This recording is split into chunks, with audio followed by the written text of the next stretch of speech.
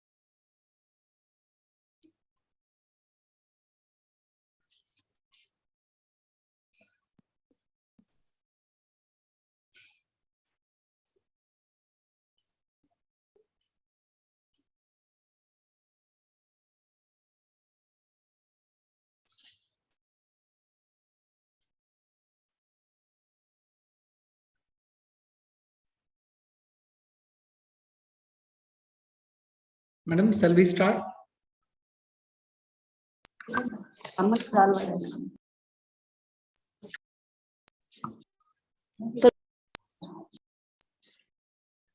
Sir, shall we start, sir? Please proceed.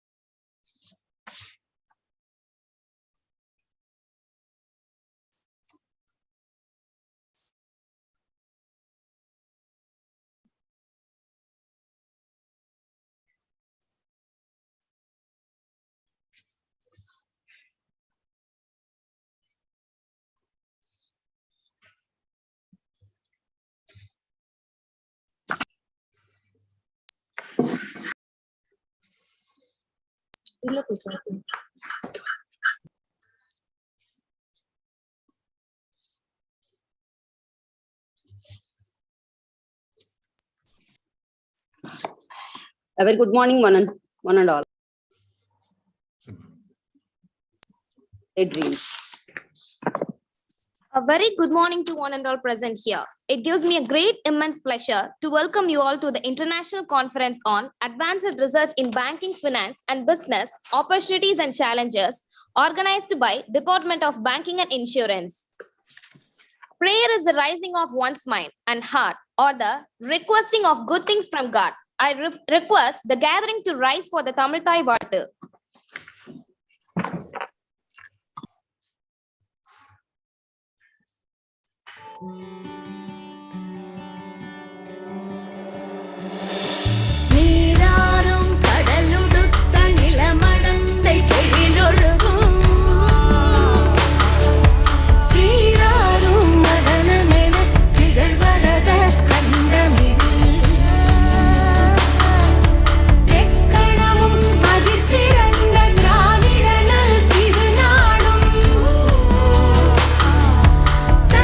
சிறு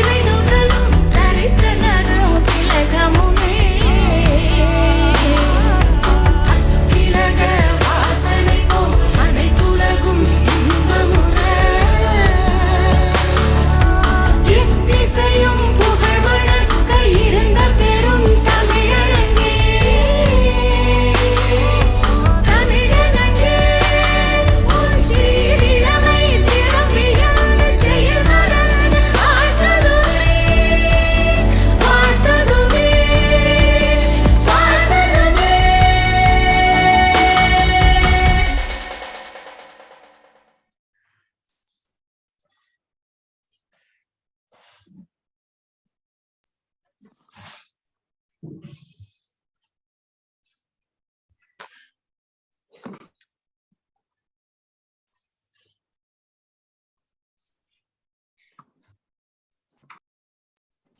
can dim the light that shines from within. That light enlightens the lives of many. Now I request one such charismatic person, Dr. S. Neelima, Associate Professor and Head of the Department, BCom, Banking and Insurance, to deliver the welcome address. Ladies and gentlemen, good morning. It's a great pleasure for me to declare open the first international conference on advanced research in banking, finance, and business opportunities and challenges. The conference is open now. It is my pleasure and privilege to welcome all of you to this unique platform, which brings together key representatives from national, international academics and international industries, professionals, and most timely topic, advanced research, banking, finance, and business. On behalf of KPR College of Arts, Science, and Research, School of Commerce, of Banking and Insurance, I first wish to extend a warm welcome to the Honorable Chairman, KPR Group, Dr. KP Ramaswamy, a man of simplicity and a man with a great vision to craft responsible citizens who can change the world. We welcome you, sir. Next, with great respect, I would like to welcome our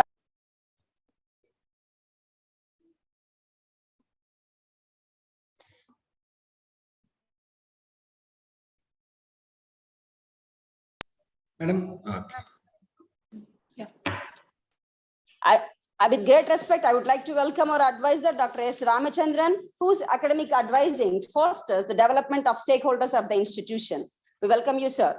It's my honor to invite our beloved principal, Dr. S. Balusamy, whose actions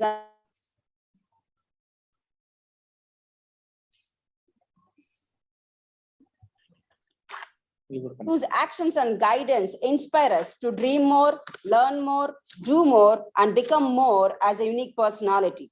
We welcome you, sir. I welcome all the chief guests, delegates, session chairs from various states and countries. I hope this conference could lead us in a right way in the field of research. We welcome you all, the delegates, session chairs, and chief guests to this program. We welcome you all. I deem it a privilege to welcome Dean School of Commerce, Dr. K. Kumuda Devi, with whose support and motivation it makes us perform all the tasks and achieve specific objectives effectively. We welcome you, ma'am. I'm happy to invite Dean School of Management, Dr. Sham Sundar, who has an expansive role in connecting us with industries for the benefit of the students and faculty for development of institution. We welcome you, sir. I would like to welcome all the head of the departments of various schools who have been the backbone of the college in their respective departments and playing an active leadership role for this institution. We welcome you all.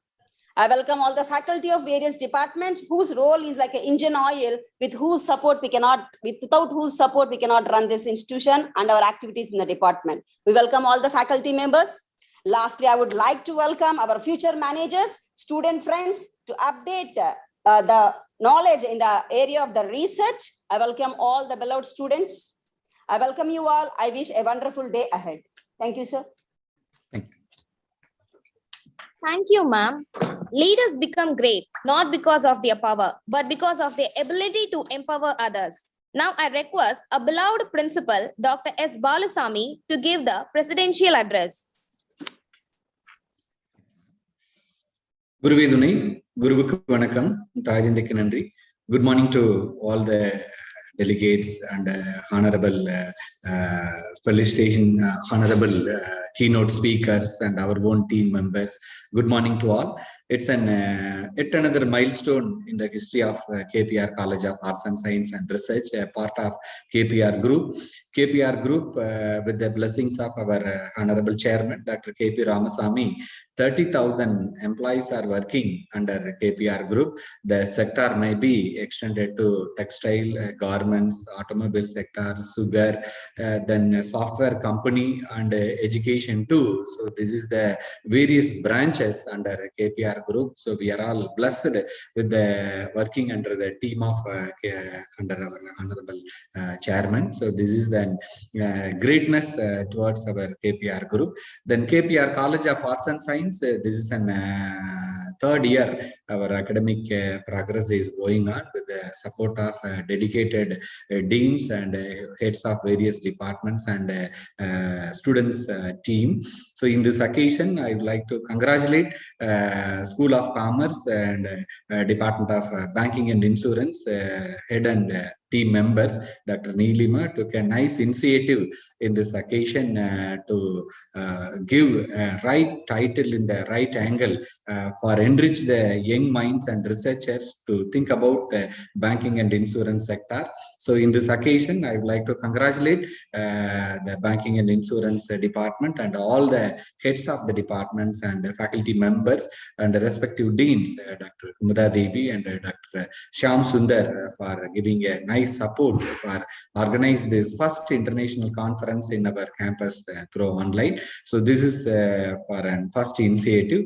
Congratulations to all. And next, coming to the major theme, they select a very nice topic: advanced research in banking, finance, and business opportunities and challenges. Now, the robust demand is available, especially Indian financial sector. It's another good thing for us. This week, the government of India, they are celebrating as a financial literacy week from 14th February to 18th February. Almost all our stakeholders, SEBI, RBI, IRDA, everybody, they are creating awareness for each and every place for the well-being of our country, because that is the richness of our country also. Then another great things, increasing in the working population and growing disposable income will increase the demand for banking and regulated service. One great thing for Indian banking sector, we are well regulated and sufficiently capitalized the banking sector as well as insurance sector. So that is the greatness. So another projection also in the year 2025, India's fintech market is expected to reach 6.2 trillion market. So that is the greatness. So in this occasion, I'd like to encourage our young minds, especially students and research scholars. You can concentrate much more on banking sector opportunities and growth prospects for your well-being. So that is another thing. So innovation in this services market, especially banking sector and the insurance sector, the mobile internet banking and extension of facilities at ATM will improve operational efficiency. Then RBI also, they launched the first hackathon, global hackathon for smart digital payments. So these are all the initiatives taken by our stakeholders also. Then another, for convenient of banking sector and insurance sector, the rising fee incomes are improving the revenue side of the banking sector. That's why nowadays the huge amount of employment opportunities also attracted by the banking sector because of high interest income as well as the low non-performing assets. That is another greatness, the stakeholders, the stringent activity. They completely reduced the non-performing assets, especially in banking sector. That is also a plus point for us. And another one for a policy side, I think the wide policy support from our government as well as the regulatory authorities, they are creating policies flexible to the core for the utilizers. That is another great thing. Then RBI retail direct scheme, that is also another big scheme to hit the banking sector in a fantastic manner. So this is the way I hope the Department of Banking and Insurance to select a nice topic to discuss about the various titles, especially relating to banking and insurance sector. So nowadays we know very well about our working population is naturally increased. There is no time to visit the banking as well as insurance offices directly, but everything they customized the service and reach and each and every person, those who are having network connection, everybody having online accounts. So that is the much growth in this banking and insurance sector. I hope this this conference will solve our purpose. This may be given insights for thinking about the regulatory authorities as well as the researchers and delegates and our own teachers and students, friends.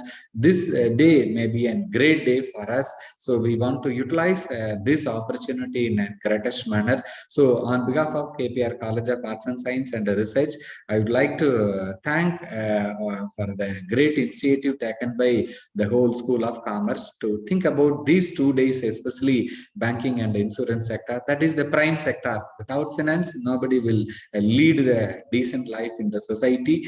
And insurance also, the increasing pandemic levels and health potential also day by day decreasing because of many reasons. So this insurance sector is also another inevitable component in our part and parcel of our life. So these two segments we want to think in a different manner. So I hope the very good response received by the department in this conference, that researchers, everybody, they may give their own views and suggestions. It's an excellent academic exercise. The first stroke itself, an international conference. And in this occasion, once again, I'd like to welcome on behalf of KPR Group and KPR CAS for all the delegates, participants, and our own team members for this great academic exercise.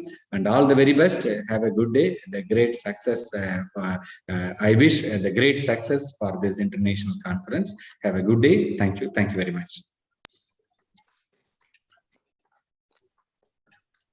Thank you, sir, for briefing the importance of concept or the theme that we have selected. Thank you, sir. To be inspired is great, but to be an inspiration is an honor. Now I call upon Dr. M. Indrapriya, Assistant Professor, Department of Banking and Insurance, to deliver the brief report about the international conference. Thank you, Abhirami. Respected Chairman, respected Principal, respected Advisor, respected Deans, HODs, faculty members, and dear participants, very good morning to one and all gathered here. I'm very happy to welcome you to this first international conference on advanced research in banking, finance, and business opportunities and challenges. On behalf of KPR College of Arts, Science, and Research, the Department of BCom Banking and Insurance, we welcome you all for the first international conference 2022. It provides an extensive global platform for academicians, researchers, corporate delegates, financial analysts, institutions, and students to disseminate of high-quality research papers and publications in the areas of banking and finance. And I'm proud to share ICAR BFB 2022 report in this forum. We received around 464 registrations, and we received more than 270 papers from various states and from various countries around the world, like the University of Macedonia, Greece, Etovos Loren, Hungary, CMS College of Science and Commerce, Oman, California University, United States of America, and Washimo University, Ethiopia. And also, we received various papers from various states like ICBM School of Business Excellence, Hyderabad, Maharishi Dayanand University, Rohtak, Parul University, Gujarat, Tirthankar Mahavir University, Uttar Pradesh, DC School of Management and St. John's College, Kerala, Prestige Institutes of Management, Madhya Pradesh, KIT School of Management, Odisha, Gandhi Memorial College, Haryana, Sri Batmavati Mahila College, Andhra Pradesh, IIM Telangana, St. Aloysius College, Karnataka, Sri Mankula Vinayagar Engineering College, Pondicherry, Apijay College of Fine Arts, Jalandhar, Punjab. And also we received many papers from in and around Tamil Nadu. On this occasion, I would like to record that we have received overwhelming responses from all our states and also in global level. We hope this conference will bring together the world foremost leaders of thoughts from various domains and providing the national academics and international professionals with opportunity to meet and to share this research and interest in this conference theme. We are very much delighted to have your presence to share your knowledge and experience at this conference. I thank you for giving me this wonderful opportunity. Thank you.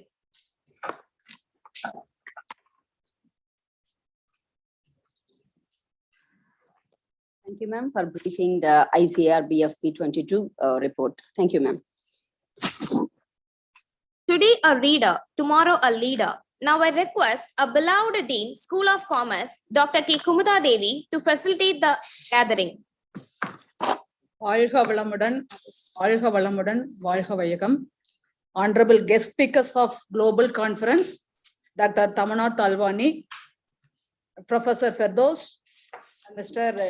Kadar Metwalam, and Sankran Ayranan, and valedictory guest reporter, respected principal, advisor, dean, heads of the department, faculty friends, School of Commerce and other schools, young minds, learning minds, delegates from across globe participating in this program. Happy morning, all of you.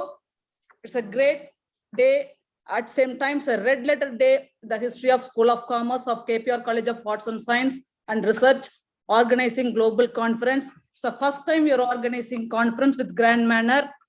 There are a very good number of paper we received as a report done by Indra Priya says 276 paper received by the department on research aspect on banking, finance and business opportunities and challenges. So it's a happy note. This is a conference will enhance more values and brilliance work on the research in the field of banking, finance and other aspects. I'm happy to appreciate the entire team here. The KPR as a stakeholder, not only the part of the teacher, from parents, society, all our teaching and non-teaching supporters, basically our principal and advisor, they have a wonderful idea to make this conference is a really brilliant output. There's a wonderful guest stars here. Definitely the global conference would bring more values in our banking system, finance and business aspect. So yes, current scenario, what economic report says, our economy in the position of 11th for easy doing business. So a lot of reforms happen in banking sector, not only banking, the insurance also. So why this conference give much importance? Friends, you can understand that higher education institutions' role is to understand the importance of the research in all aspects. This conference focus on banking, business and other aspects. So these are all the need of an hour. So all IIMs and IITs in India, what they're doing, we have to find the very good brilliance to solution for ease doing business, for ease transactions, everything. In years to come, all Indian economy make it a digital platform. So one economy, one survive. This is a mantra, will survive very soon. That's the way every country is moving forward.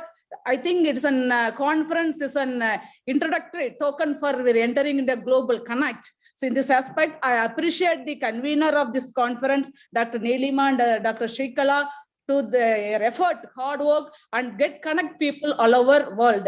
So it's a really very good note from Dr. Indra Priya says, this is a real global conference. The real different brains put together to join here is one single point of contact. We are sharing our ideas actually. So we are very happy our KPR College of Arts and Science and Research involving ourselves for doing this kind of initiative for making our knowledge societies more vibrant. So as far as our economics report says, our GDP also in a very good manner. We are moving forward in the next, our largest democratic, at the same time, powerful economy in the years to come. At the same time, our countries are always possible country in all respect, including spiritual, values, business, and whatnot. So the great country will lead everything in years to come. In this regard, I congratulate the department to take the initiatives for doing this conference to meaningful at the end of the day. So the 2 days conference, I hope to bring more values for each and individual for their expectations. Definitely academicians, it's a great opportunity, all of you. We can further how to explore ourselves. I request all our remaining heads of the department, you have to think your brilliance on the different aspect, what not we covered so far. This is a message from my Dean note. Once again, with the God Almighty, this conference definitely brings success. This is a conference to create a good building of relationship across globe. So this is a network system will help each for grow further each other. This is a way we had to togetherness is more important, more power. So the miles to go and win the economy in a great power. Once again, I wish everybody for this connect directly or indirectly for success of the conference. Thank you all. Thank you, ma'am. The future depends on what you do today, Mahatma Gandhi. Now I would like to call upon our beloved principal, Dr. S. Balusamy, to release the conference proceedings.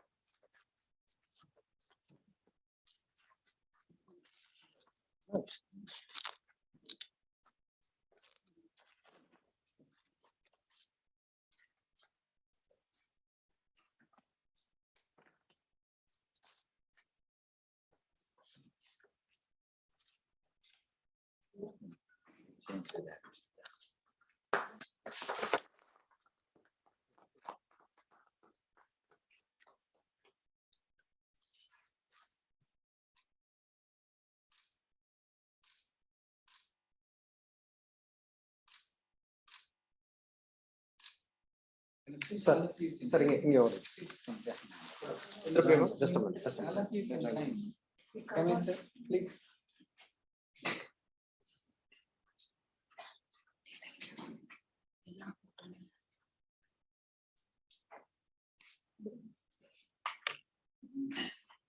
Cover it.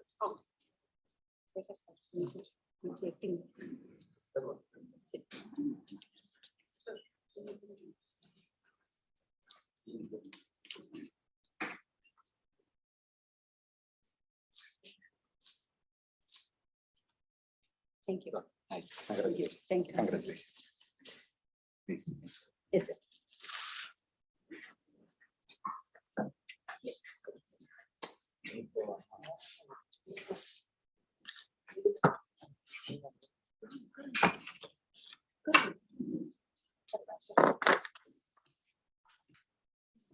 This one can continue.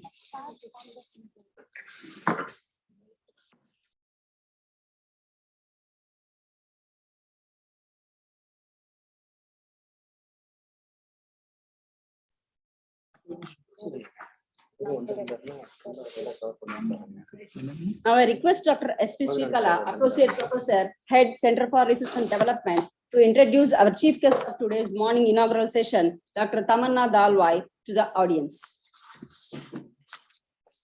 I'm happy to introduce Dr. Tamanna Abdul Rahman Talwai. She is working in the higher education sector for more than 15 years. Since 2018, she has been employed with Muscat College and served a spectrum of roles. Dr. Tamanna is currently positioned as a Deputy Director of Quality Assurance, supporting the institution for the development of continuous of quality management. She has a PhD in accounting from University Technology, Malaysia, MBA from California State University, East Bay, and Associate Fellow of the Higher Education Academy, UK. She is an external reviewer for Ministry of Higher Education, Research and Innovation, external funded research grants, ad hoc reviewer for various Scopus in-text journal. She is currently involved in the following Mahari approved research grants. Are we there yet? Evaluating the success of citizen e-participation in government initiative from 2018 to 2022. The prediction of intellectual capital and sustainable development in women's healthcare sector using machine learning algorithm from 2021 to 2023.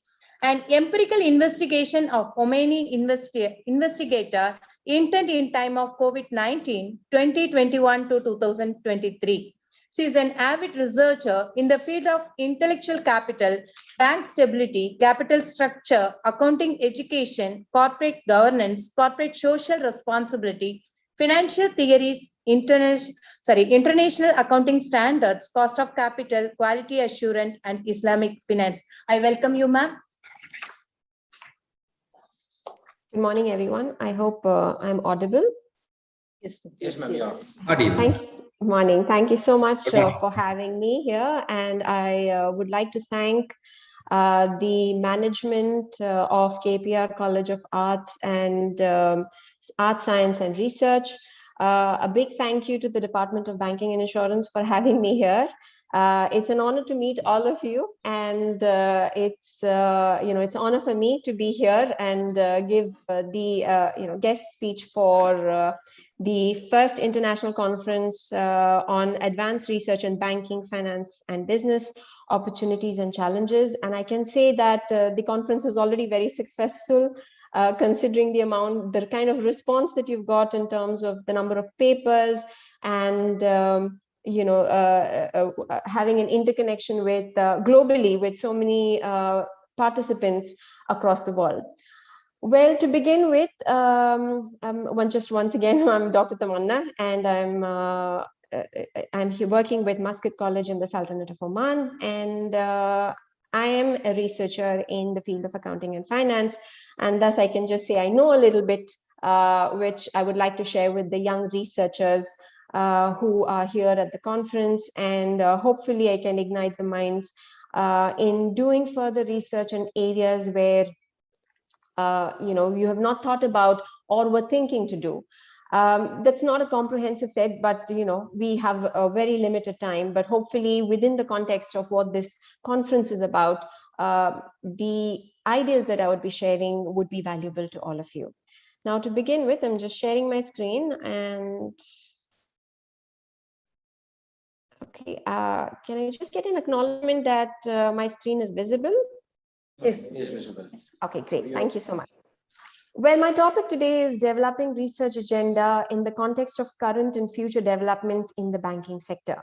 The reason why this is important is we all know that when we are conducting research, we need to ensure that our research is making valuable contributions. So this term that we always hear, valuable contributions, it's important that if we are not contributing to the extant literature, we are not actually doing research. So if we are having a research that doesn't seem to be doing something new, we will always be we will always be in an area or domain where, oh, this is already tried and tested. What is the new thing that you're going to bring about? So this is where we need to be extra careful of what we are going to research and do. And I'm sure that there are a lot of experienced researchers in this conference. However, I just want to, emphasize this for our young researchers and our students here who are thinking in future that, yes, I want to take up research. And this is all embedded in your courses as well, when you're doing your assignments. When you do that research, that critical thinking, are you making some new valuable contribution is the major big question. So in this light, what I would like to share is, are we making, an area wherein there is a gap and identifying a gap, and then from this gap, are we making some new findings and new approaches? Now, this is I would like to begin this presentation by saying what Bill Gates had once said, that the world needs banking, but it does not need banks. Now, when you hear this, you'll be like, whoa, wait, what's happening here? Why does Bill Gates need to say that we don't need banks? Now, imagine the kind of innovations that have taken place over the last few years, especially during the pandemic. And you can see that, you have this flexibility that you don't need to actually go through a bank to make payments these days. You can do Amazon Pay, you can do Flip Pay, and there's so many other sectors or so many other players that have come into the functions of what banking is what banks were doing. So I guess he had said this some time ago, but now with the advancement that has taken place, the world is actually moving towards so much of competition that banks itself needs to the banking sector needs to go ahead and do a lot of innovations within their sector. So this is something that I would like to share. When we think of research and we think of one important element of research is publications. And when we think of publications, we have a journal in mind, or we have, where we would like to publish in mind. And if we don't have, let's say, before we think about it, I would always want our students or young researchers to think, let's publish in reputed journals which are indexed. And these indexing, where are they? I mean, the highest level usually are your Web of Science and the Scopus index journals. Now, on the Scopus website, and I've gone very specifically to the Scopus website, when we do a search just on the research that has been conducted for banks or the banking sector, you would see some key words that will come about. Okay, so this topic clusters that you are seeing is generated by Scopus for the period of 2018 to 2021, which shows that what sort of research has taken place. Now, the most critical terminology that you will always see is, okay, banks, of course, because I search for banks, or the banking and the banking industry. But what are the topics that are associated with it? What is extensively being investigated? Things like bank efficiency, technical efficiency, financial performance, competitiveness, bank profitability. So this is just giving us a bit of an idea on the directions that research has been taking place for the last 3 years. And I'm not saying, and because it was very specific of the last few years and not a broad spectrum of time. So the last 3 years, you would see that this is the area in which publications have taken place. Now, if we go very specifically, as I said, to the Scopus website itself, and we're looking at the topic cluster of bank efficiency or banking industry and Islamic finance institutions, within the last 2018 to 2021 period, there were about 1,260 papers published. Now, you would say, maybe yes, this is too less, or this is too much, a lot. But please note that these are only Scopus index papers. So we are not talking about papers that generally get indexed in those which are not Scopus index. So we are not, I'm sure that this would be probably 4 times the number of what you're seeing right now. But this was the scholarly output that was published in the banking sector. So you can see that there is still a lot of scope of doing research within banking. So the idea of showing you this is there is a lot more, and we always will have a lot more. And as our respected principal and the respected dean had mentioned, there are so many announcements that India has just recently made. Now, all of these new announcements will lead to new regulations, and the new regulations will lead to new areas of implementation. And that's where our scope of research increases. So now let's get back to what are the trending topics that are happening in the financial sector. And I'm sure all of you would be probably aware of this. The Bank for International Settlement, BIS, okay, which for those of you who probably have heard of this, this is a bank for most of the central banks, and their current trending topics are in 3 areas. And I'm sure all of you would agree. Innovation and fintech, yes, we've heard of this. COVID-19, yes, that's the most prominent issue these days. And climate change and green finance. So these are the 3 core areas. I'm sure there would be others. I'm not ruling them out, because I cannot rule out. For me, my background is corporate governance. That was my PhD. But, corporate governance is still there. You still have bank efficiency. You still have bank competitiveness. But all of these being still there, you have something new that has now come up. And these are the trending topics where research is actually taking place. And I'm going to focus the presentation mostly on these 3 areas for today.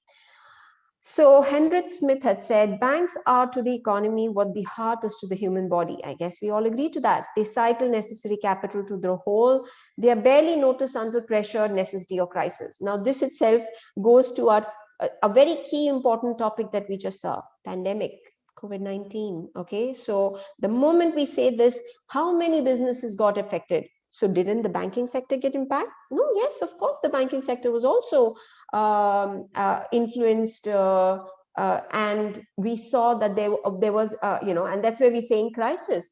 So, for those of you who are avid researchers, you would know that there is so many publications that have taken place over financial crisis that took place in 2007-8. So same way now you have a banking sector in, how has the COVID-19 had an impact on this crisis? Related to this, I've just done a sample selection of pandemic related research, which is published in top-notch journals, Scopus Index again.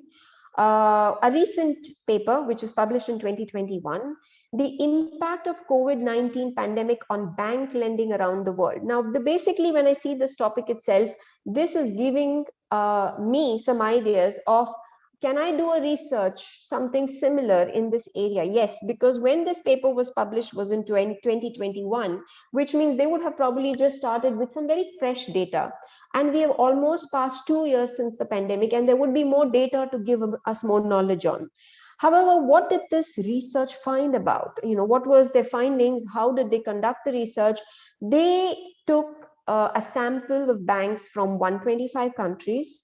And what they found was banking lending was weaker in countries which was affected by health crisis. Now, this is a very important finding for, of course, we are expecting, a general sense says that whenever there is such kind of a crisis that is affecting the entire economy, banks will also, their lending function, very critical function, will have an impact. And this research is there to prove that across 125 countries, which was where countries were affected by the health crisis, there was bank lending function itself was affected.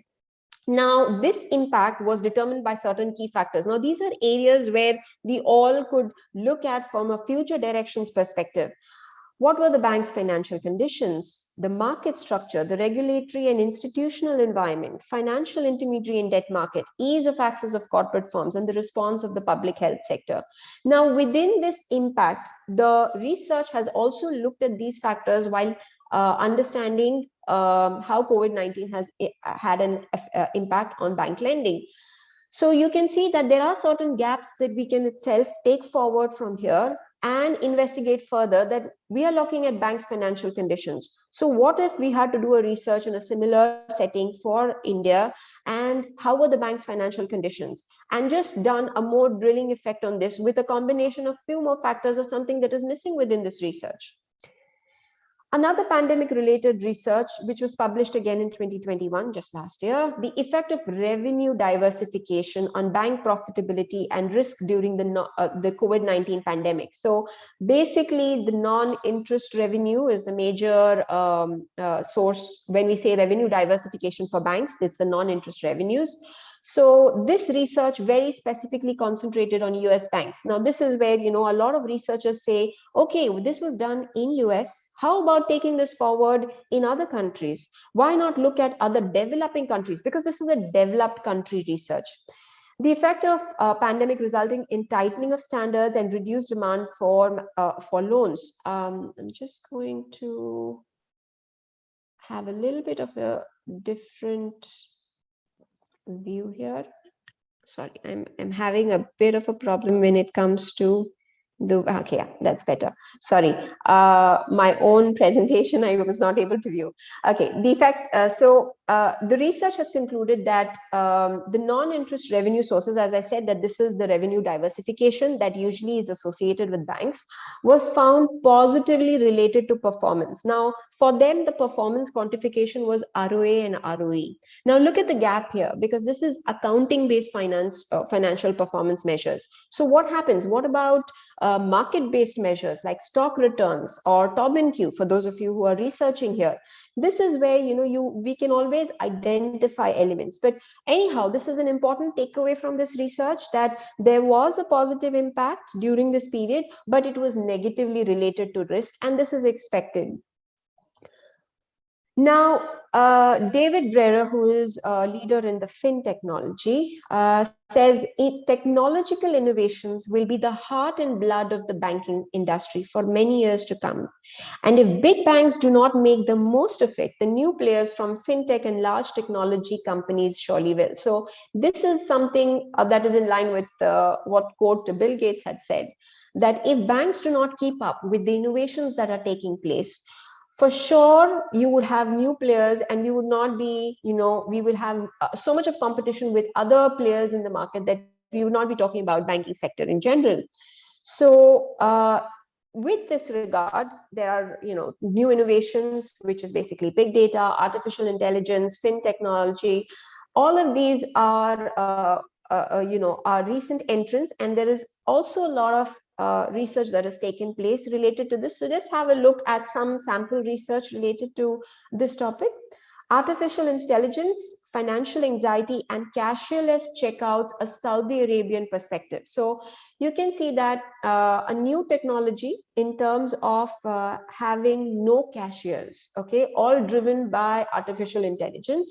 If this was being placed in banks, okay, and this was in one of the banks, so they took about 329, they sampled about 329 participants. This was a primary data collection using a questionnaire. And what they reported was that consumer convenience perception. Now, you know what, consumers in general, if banks are not thinking from a consumer perspective and not delivering services from a consumer perspective, this is where they will again tend to fall, to make, not be able to serve and compete. So, however, most consumers are split into two kinds: high convenience consumers who want technology, the latest one, and get done with not having to wait in queues, and some who are saying no, we would want in the most traditional manner, and we are okay waiting and meeting a personal bank advisor and meeting him in person. So the use of AI enabled checkouts is mostly concerned with consumers' convenience perception. So if they were high convenience consumer, they preferred AI enabled checkouts as opposed to low convenience, who were basically indifferent. They said, okay, though it's not something that we would want, if it's there, not there, it's one and the same for them. So this is a research which was published in 2022. So something worth looking forward to on similar lines for those of you who are thinking of looking at artificial intelligence. FinTech related research, this paper again, something published very recently, 2022, Riding the FinTech Innovation Wave, FinTech Patents and Bank Performance. The study was done a single country study, impact of financial technology innovation on Chinese bank performance. So, when we say it's a single country study, there is always a scope that what if we do it on multiple countries. FinTech innovation has reduced banks' profitability. This is an important finding. And asset quality in aggregate for large state-owned commercial banks. So they have split banks in terms of state-owned policy and commercial banks, so private banks. And this was an important finding for them, that innovation actually had an impact on profitability. But that's kind of expected if they're adopting new technology, because that technology is going to have more cost, and that will have an impact on the profitability unless and until this is like a continuous process and they achieve a cost efficiency there. So FinTech innovation is associated with improved bank capital adequacy and management efficiency for policy and state-owned commercial banks. So what we take away from this research and how we can take this forward is what if something similar was being investigated, let's say for an emerging market, developing countries or developed countries, and how would we classify banks? Can we do commercial and Islamic banks, and then see how FinTech has impacted them? So, there are certain ideas that come up when we just go through this research. The third trending topic, climate change. So Ban Ki-moon, who is a former Secretary General of UN, says climate change is the single greatest threat to a sustainable future. But at the same time, addressing the climate challenge presents a golden opportunity to promote prosperity, security, and a brighter future for all. Now, you would see that there's a lot of talk, sustainable development goals going towards this.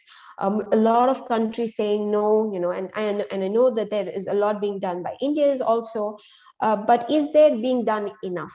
Okay, and of course, every day we keep hearing that global warming seems to be increasing and we're not going in the right direction. Just recently, they said that the Amazon forests were further cleared, and we are just adding to deforestation and adding more to the woes of climate change. And we are living in an era where this is a very important element.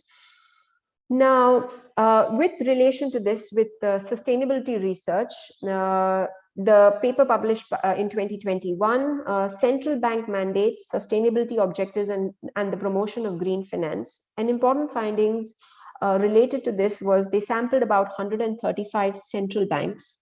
And what they found was only 12% of these banks had actually explicit sustainability mandates, which means in terms of regulations of how they would like to treat sustainability and take it forward for those that they govern. 40% are saying that they are mandated to support government's policies priorities. So if the government has sustainability, which in general most governments have now pledged their support towards, so you can say about an overall 52%, but we're still way forward because 48% have not shown any action towards it. But if you go to the BIS, which is the Bank for International Settlement website, you would see that there is a draft being is under discussion currently, where they're trying to bring in more mandates towards climate change. And this would then, after discussion, come into a form of guidelines. And these guidelines would then be disseminated to the central banks. And you would see that there would be a lot happening in terms of mandates here. The impact of climate change management on banks' profitability. So imagine there is already when in a trending topic, a research that is taking place, something that's very critical is being there at the right time in research. That is how well you are taking a trending topic and then doing a research. They have taken about 137 banks from 36 emerging and developed countries, and the period of study was 2011 to 2019. The banks have an awareness of consequence of climate change on their business, but are timid in operational implementation. That was their observation. The quality of climate change management and the disclosure was positively impacting profitability. So there is something good in this direction that is taking place in terms of banking in general. Now, to sum it up, we have looked at three major directions, and from this, for our young researchers or the researchers who are looking for gaps, and I'm sure there would be a lot more topics that are there, the directions that we can see where research should be heading for the banking sector. We need to look at climate bonds, climate finance, sustainable development goals. And these are areas which are currently trending, and there's still a lot more demand. You would see a lot of special issues that get launched from this, and you should be thinking on the same. Big data, artificial intelligence, cryptocurrency, fintech, all of these which are innovations and competition at the same time for the banking sector. So that's a field where one needs to explore. Pandemic, oil prices, where the fluctuation keeps impacting the entire economy in general. And the regional unrest, we've heard that a lot of the global markets, stock markets, keep responding currently to a possible war that is probably brewing in Russia. So, this is something that one needs, these are areas where what if something like this is to take place, what happens to the economy in general? And the business models, in general, how digital transformation, what type of systems and securities the banks are adopting, that will always remain a challenge. Competition never goes away. Competition always is an area where we need to continuously do research on, and customer experiences, because what drives the growth of a bank, is how customer experiences are modeled and to the best of their satisfaction, and then that is what goes into the growth of revenues. So this is something that is a takeaway of what we can see in terms of the direction for future research, and I'm sure that there are a lot more other topics, so I wouldn't want to just narrow down to these areas. But I hope that the session would be an eye-opener for some, or for those of you who are thinking of looking at what research to conduct, you know, is something to ponder upon and look at. So I would like to say thank you once again to the KPR College of Arts, Science and Research, and the Department of Banking and Insurance to giving me this opportunity.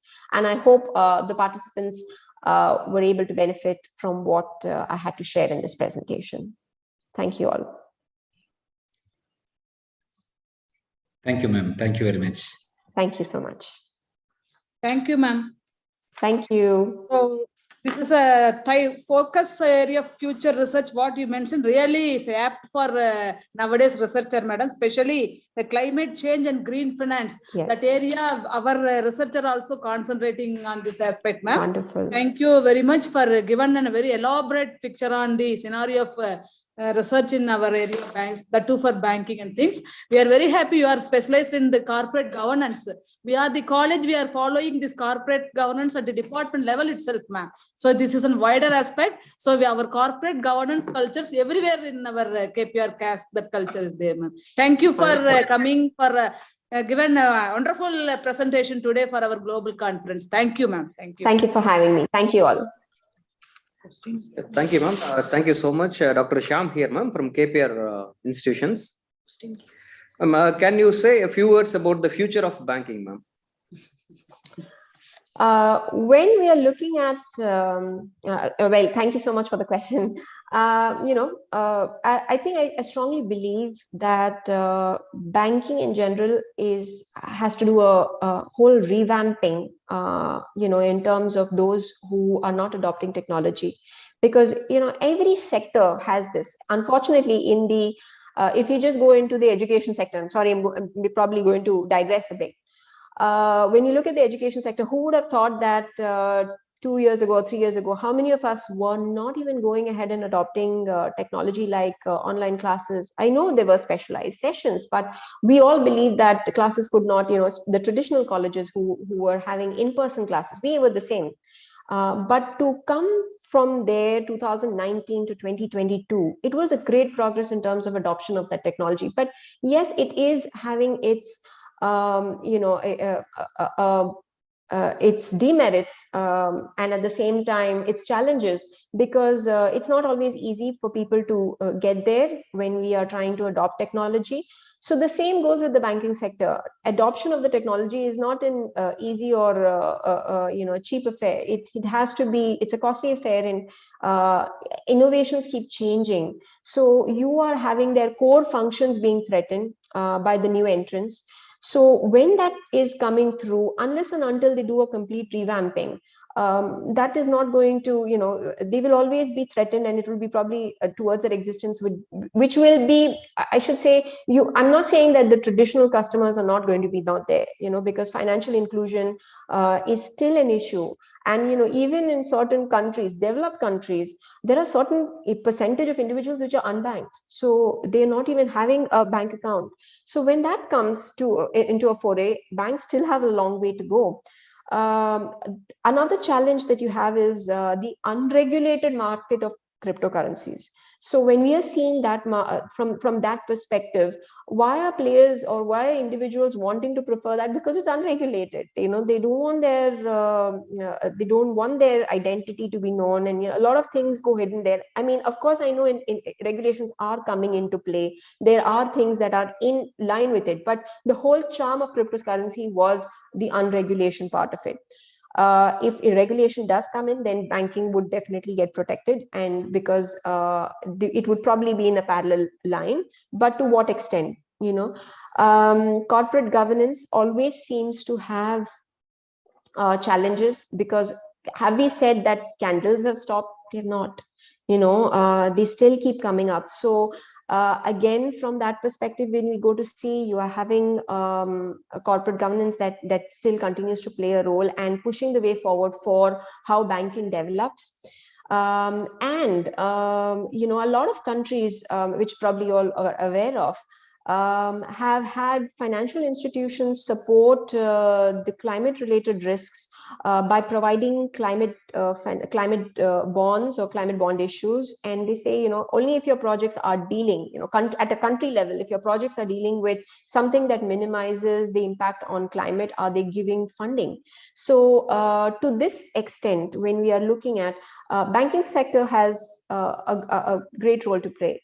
So if we have to look at from a future of banking, yes, it will keep getting shaped by what happens at a macro level and what happens at a micro level. So it cannot be on a wait and watch field, and unfortunately there has to be always a very fast adoption of technology that needs to keep taking place.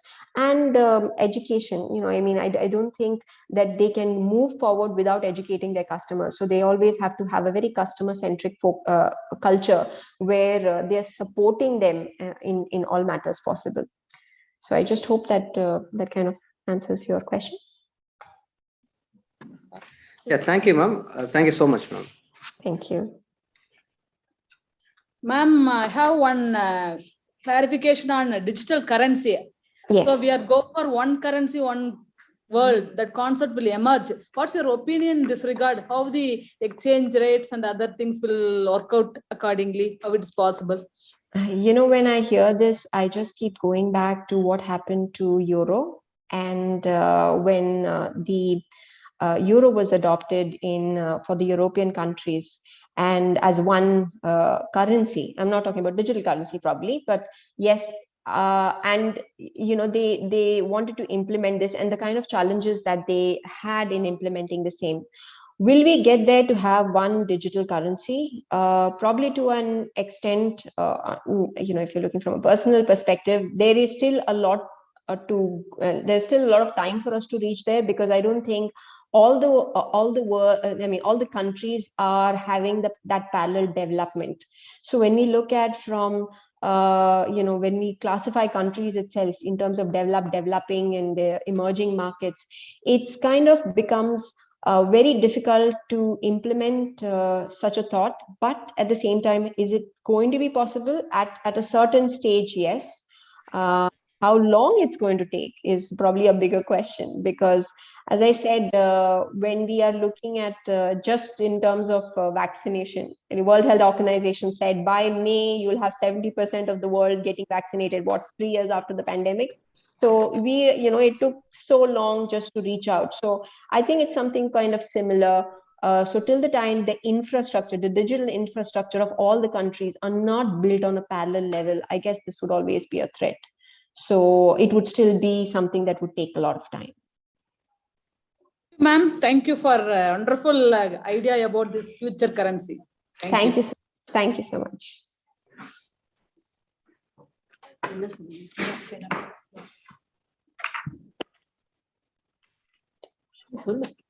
Thank you, ma'am. Now I request Dr. S. Nilima to introduce it. Ma'am, really, you have given a good view about the banking finance, banking sector especially. Really, we are enlightened with your address, ma'am. Thank you, ma'am. Thank you for your presence, ma'am. Thank you once again. Now I request Dr. S. Nilima to introduce the chief guest, Dr. Professor Firdaus Khan, to the audience. Welcome you, ma'am. Firdaus, ma'am. Professor Firdaus Khan is a professor in finance area at CMS B School, Jain Jim to be University, Bangalore. She holds a BA Honours in Economics from Mumbai University and MBA Finance from Osmania University. Her thesis from Tata Institute of Social Sciences, Mumbai. Yesterday only she has finished her Viva, ma'am. It's congratulate you on this citation, ma'am. Thank you. Her topic is on financial well-being and financial literacy of working women. And she also cleared UGC NET with JRF. Her areas of research interests are capital markets, portfolio analysis, and wealth management, gender and development, and economic sociology. She has over 21 years of teaching experiences in the courses of finance, economics, business strategy, and research methodology, with brief stints in program management and corporate training.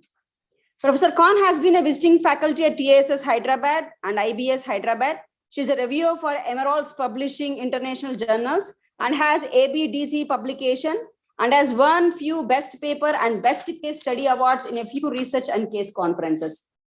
She has published research papers on topics such as ESG indices and sustainable investing, mediating models in financial literacy, Industrial Revolution 4.0 and Indian FDI, small finance banks, infrastructure investment trusts, and market capitalization investing, to name a few.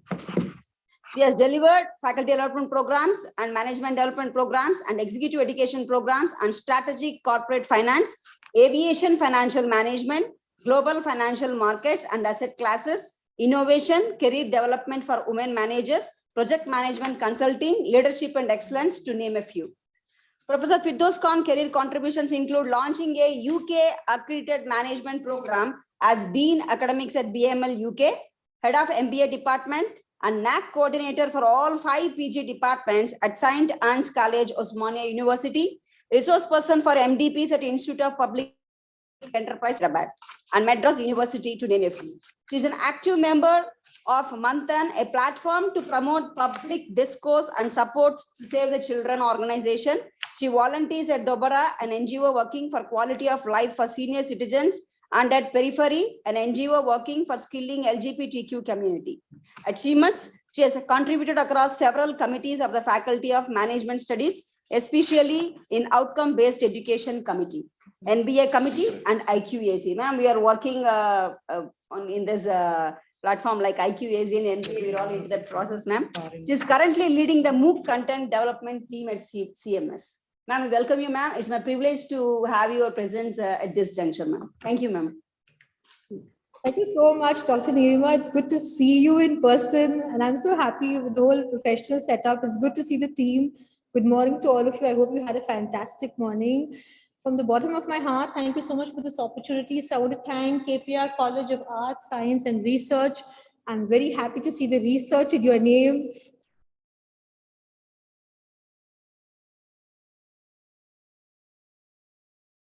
I entered the program in 2014, so it took me so long to actually complete it. So I have done a mixed method study. So I had a qualitative research, quantitative research, and a triangulation.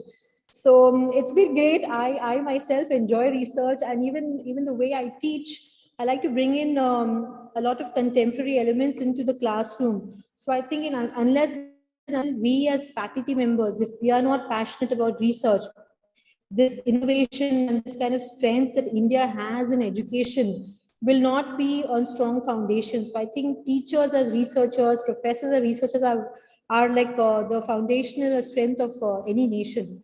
So thank you so much for this opportunity, and I wish the entire team great success going forward also. If you permit me, then I'll start my presentation. Can go ahead. Please, ma'am. So this is the topic that I was allotted for the day, research opportunities in financial literacy. So I'm going to keep it a little simple in the sense of bringing the entire August gatherings focus on key things that we can definitely do, key aspects that there's a beautiful world of opportunity out there in terms of research in this particular topic. And for me particularly, I feel financial literacy is like the sculp of Vriksha.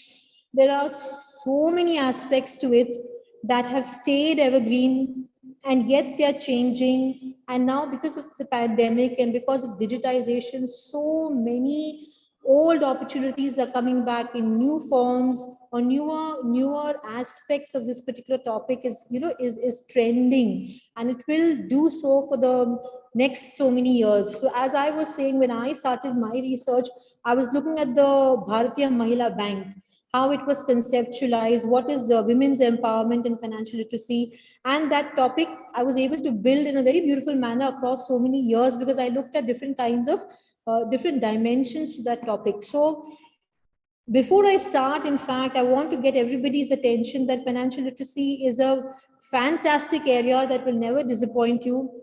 And if you approach it in the right manner, you'll always have something very fresh to offer to industry and to academia.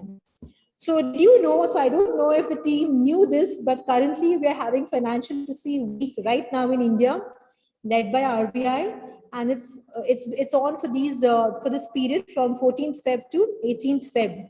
And in the past, so it started in 2016, and the recent themes for this financial literacy, we don't have it every time in February. They have it at different specific periods where they announce. So in 2018, they have that theme for the Financial Literacy Week was consumer protection. The next year, they had it on farmers and how farmers can benefit from the banking system.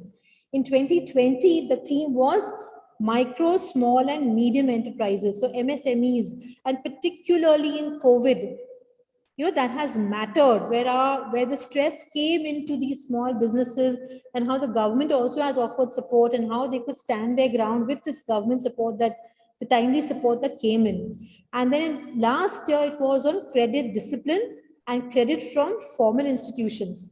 This year, so this current period, so today is 16th, the Financial Literacy Week is on. So at least by the end of the day, some of you could get excited, have a look at what all RBI has announced, has been doing. So this year's theme is Go Digital, Go Secure. And under this, they have three themes. One is this convenience of digital transactions, and at the same time, fraud that could happen because of digital transactions. So there's a concept of security of digital transactions that they look forward to address during this week. And of course, consumer protection. So the exciting thing that we now see immediately, if we zero in right now as to what is happening in India today, in this week, there is now an old topic that has got a new form. So this digital literacy combining with financial literacy and this new pivot, this new angle of digital financial literacy, that's the beauty of the topic, that this topic is a human experience. All of us are in this world trying to,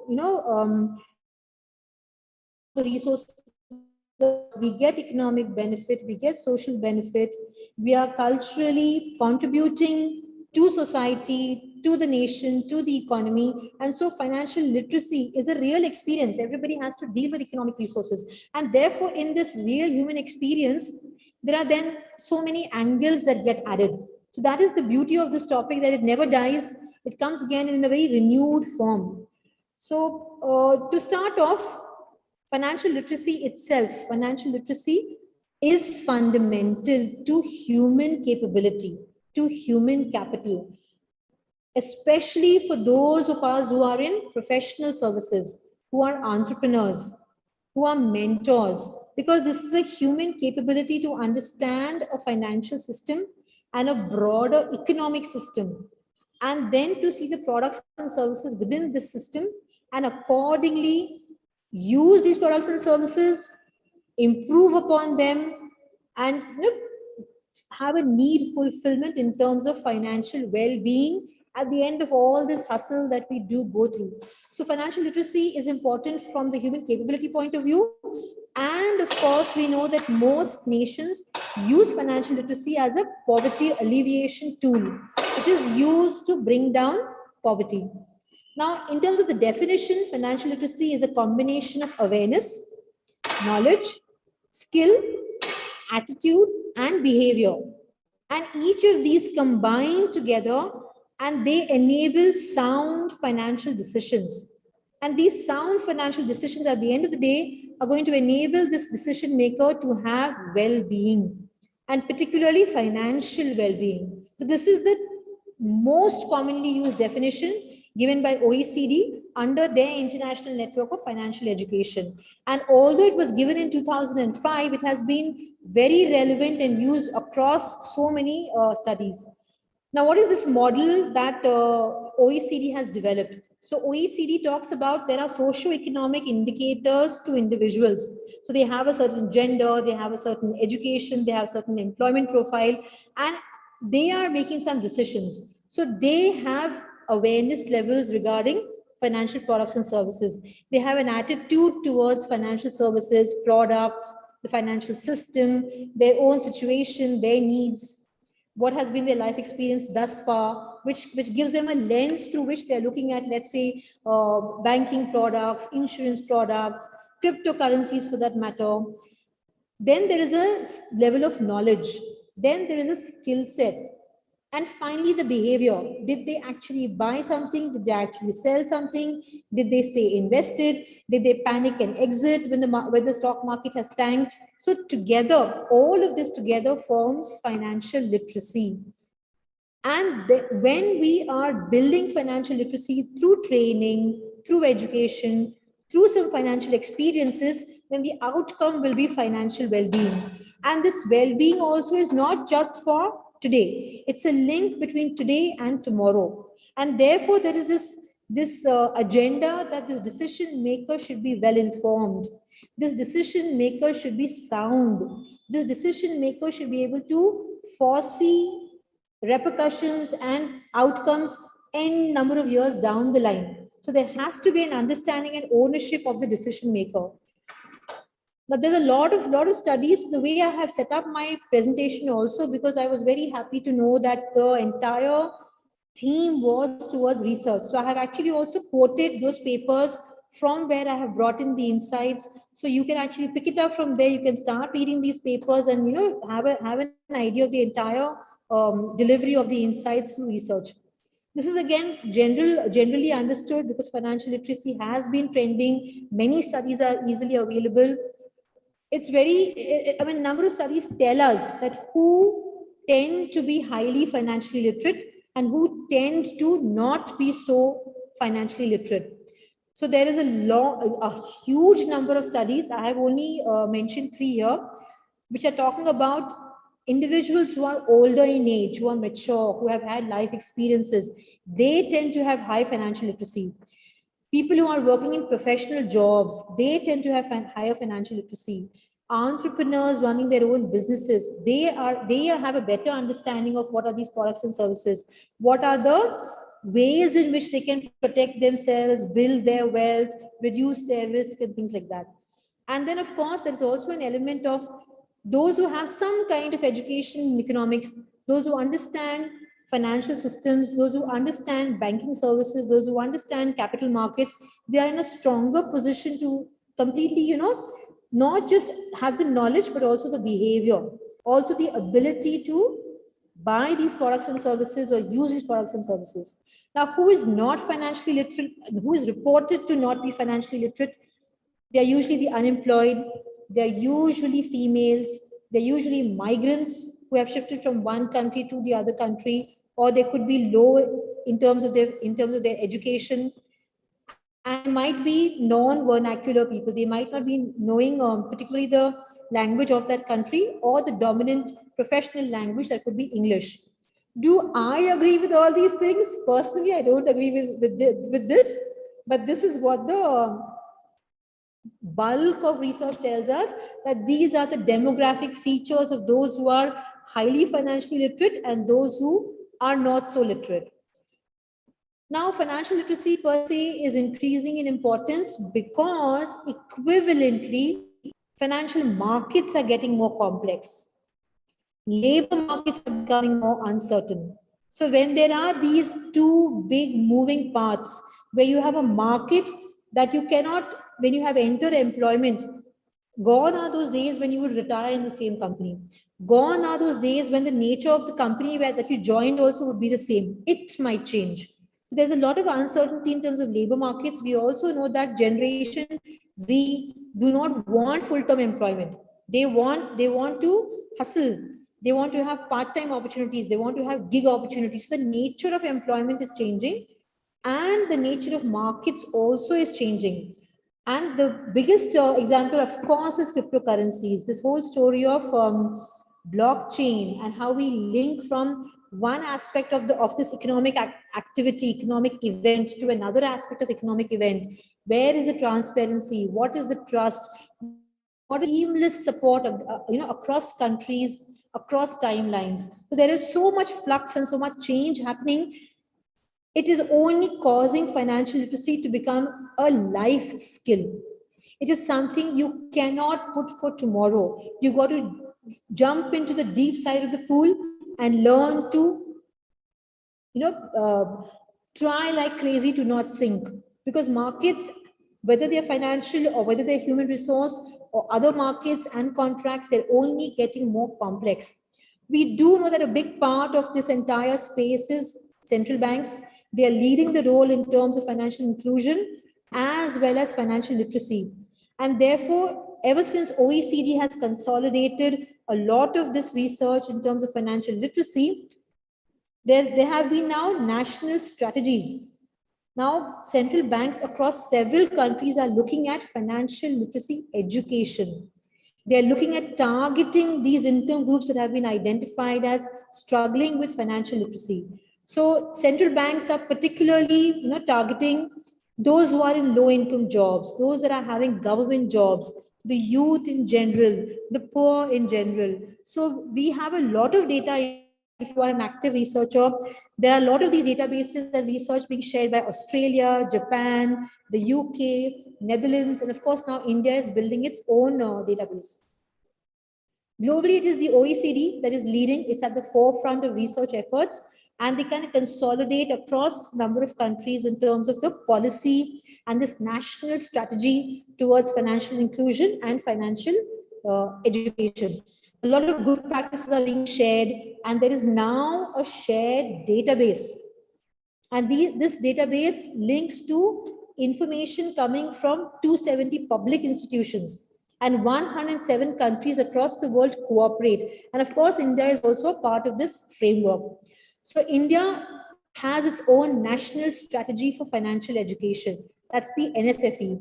And it's a very well-structured system.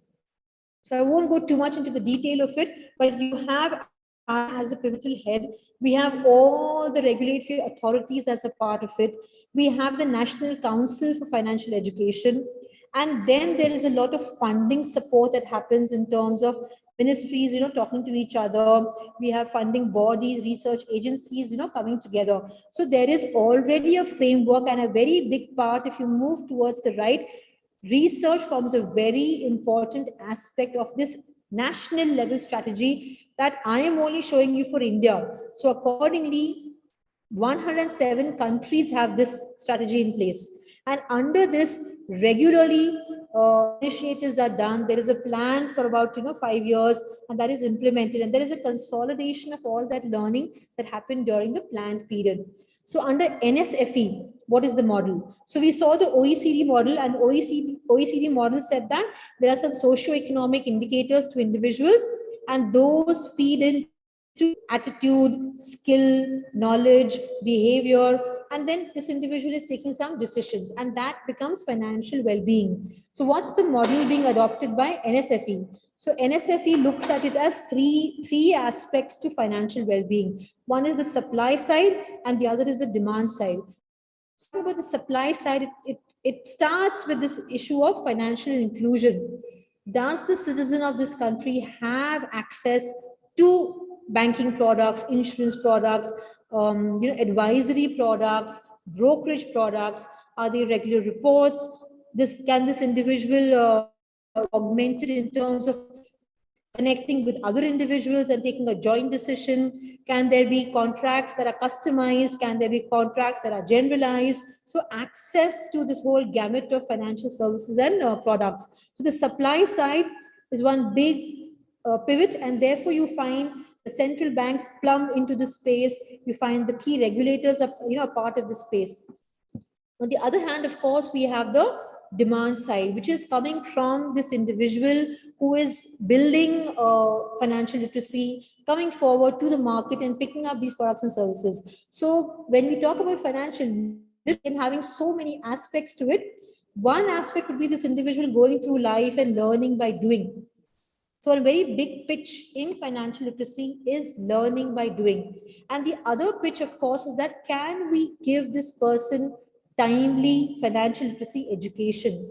Can we support this in terms of focusing in on what are these aspects of risk and return? What are these aspects of compliance? What are the rights that this consumer has in terms of this financial service? So one aspect would be pushing citizens to come forward and have these financial experiences. And the other aspect will be to give them timely training, timely education, as and when they interface with this entire financial system of the country. And then, of course, the third this entire model is all the macroeconomic support. So like I was talking about a little earlier, labor markets are changing, financial markets are changing, these funders and backers are changing. And I heard the prior speaker also bring up the topic that you now have investing, you have socially responsible investing, you have green bonds coming in. I teach a paper in my college called Aviation Financial Management. So now we have HNIs, they want to participate in leasing contracts. So when airlines are struggling to buy, let's say aircrafts, you have a group of investors who pool in those investments and support the lease. So they buy the aircraft and lease. So these are exciting new spaces. Countries are now thinking ahead. Now we are talking about our central bank having its own digital currency. So will Satoshi Nakamoto's idea of a currency not controlled by countries, will it stay in the same form? Will it change? Will central banks now continue to play a larger role? Will crypto come in a different form? Will crypto die out? Is crypto a currency? Is crypto an asset? So these are all moving parts. There's a larger macroeconomic context, there's a larger socioeconomic context, there's a larger environment of business, environment of the human experience within which this model is actually run. So looking at what has been happening particularly in India, and I'm sure then all those who have gathered in for this particular event would then go to the websites and have a look at what has been happening in your respective countries. So there is now a concept of a minimum threshold. The population is delivered, so the sample is delivered a questionnaire, and there is a tracking of this minimum threshold that the sample is to cross, so that the central bank and the regulators can have that kind of confidence that this is a citizen who is safe or who is informed, who is confident in a complex financial system, in a complex economic system. So we have had two major interventions in India. So that comparison was done. So in 2013, we had one national survey done. And then in 2019, we had the second national survey done. So there has been some improvement where we saw that the males have shifted from about 23, the minimum threshold was 23% of the male population. It has come up to about 29% of the male population. It's sad to see that women are lagging behind. It has moved, but it's good to see it has moved to about 21%. Another very important, so there are many graphs in that. If you go to the website, there are many graphs. The report is really detailed. I wanted to only bring in those aspects that will attract a researcher's mind. So when we look at financial literacy, one of the major aspects we tend to look at is gender. So there's a lot of reporting in terms of, is there a gender gap? Not is there, reports say that there's a gender gap in financial literacy. So my own dissertation was challenging that. So I wrote my entire dissertation from this point of view that this gender gap is not, it's not a gender gap, it's a gendered experience. So a lot of research is now moving into what makes a male a little more confident in terms of making these decisions. What makes a, what makes a woman less confident or not having the kind of enthusiasm. So she tends to learn either when she gets widowed or when she gets divorced or when she's pushed to it. So what is this culture that doesn't allow a young woman to start thinking about money and financial decision making younger in her life? So that was where, I wanted to focus on. So similarly, any of the researchers on this platform today can take some ideas. I'm just trying to push some ideas so that you get that spark and you start writing a paper, you start, you get into a project. So one very popular aspect is gender. What's also exciting is that, and I have seen it myself, the type of employment you are in, the longer that you are employed, that also enables an attitude towards financial products and services, your attitude towards wealth, your attitude towards risk-taking. So there's another very important focus in terms of looking at the literacy levels of those who are self-employed, those who are into agriculture, versus non-agriculture. The student is a very important aspect of this entire research and policy of financial literacy. salaried people, because they come into all these, government-backed savings and investment options, taxation, benefits that they get. Then the housemaker, in fact, I think 3 or 4 months ago, I have written a research paper on unpaid housework. So I'm not talking about the domestic worker. I'm talking about the homemaker who is doing all this economic activity and she's not paid. And there is a household income, but she does but whoever are the people working in the household and they contribute money to the household and the household is running, does she feel that this is her money? Does she feel that she has rights over that money? So how is the family also looking at her? So in COVID, when we saw that a lot of professionals, women or men, were at home, and then the domestic servants were not around, a lot of families have done housework. So whether it is care or whether it is a general household, the running of the household, that happened and we all saw it. But as soon as the lockdowns were lifted, it's back to the woman or whoever. It could be a stay-at-home male also, back to that grind, and that person valued. And when this person is saving you costs, in what manner are you compensating? So in one of the international conferences, I made a presentation on that. What are these hurdles in terms of the homemaker's financial literacy, the homemaker's access to the finances of the home or the household?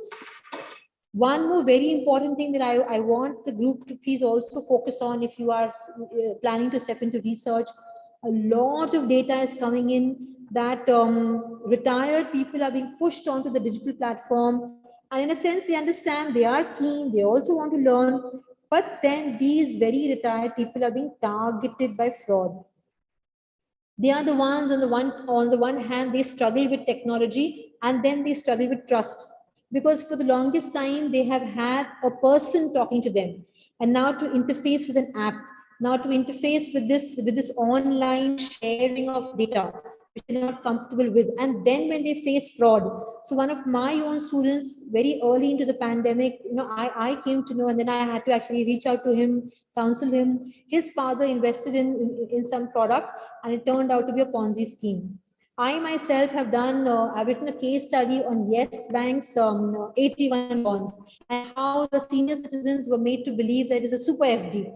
And then they realized that, no, this is actually a very risky product. It is not just an FD. So fraud happens, and it's really shocking. It's very sad to see that it's the retired elderly people who are targeted. And this crisis and this stress has increased because now we have very quickly pivoted to digital. And therefore, that causes an added layer of stress to the retired personnel. So now moving ahead, as I've already told you, OECD is at the center of a lot of research. Nations are linking. Nations have their strategies. The other financial literacy is also the developmental agenda.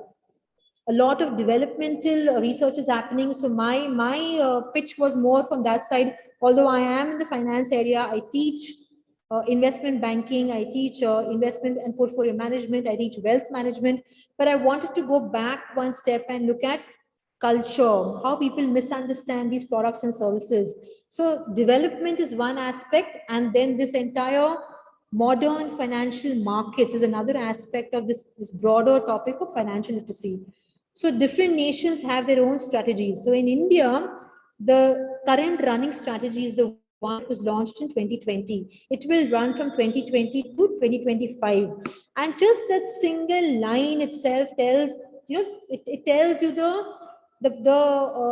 core. Why do we have this strategy? Why is it important? Because we are looking forward to a financially aware and empowered India, where they understand in the terms of a modern economic system, in terms of a complex economic and financial system, what are these products and services? What are the rights of a consumer or a customer for these particular products and services?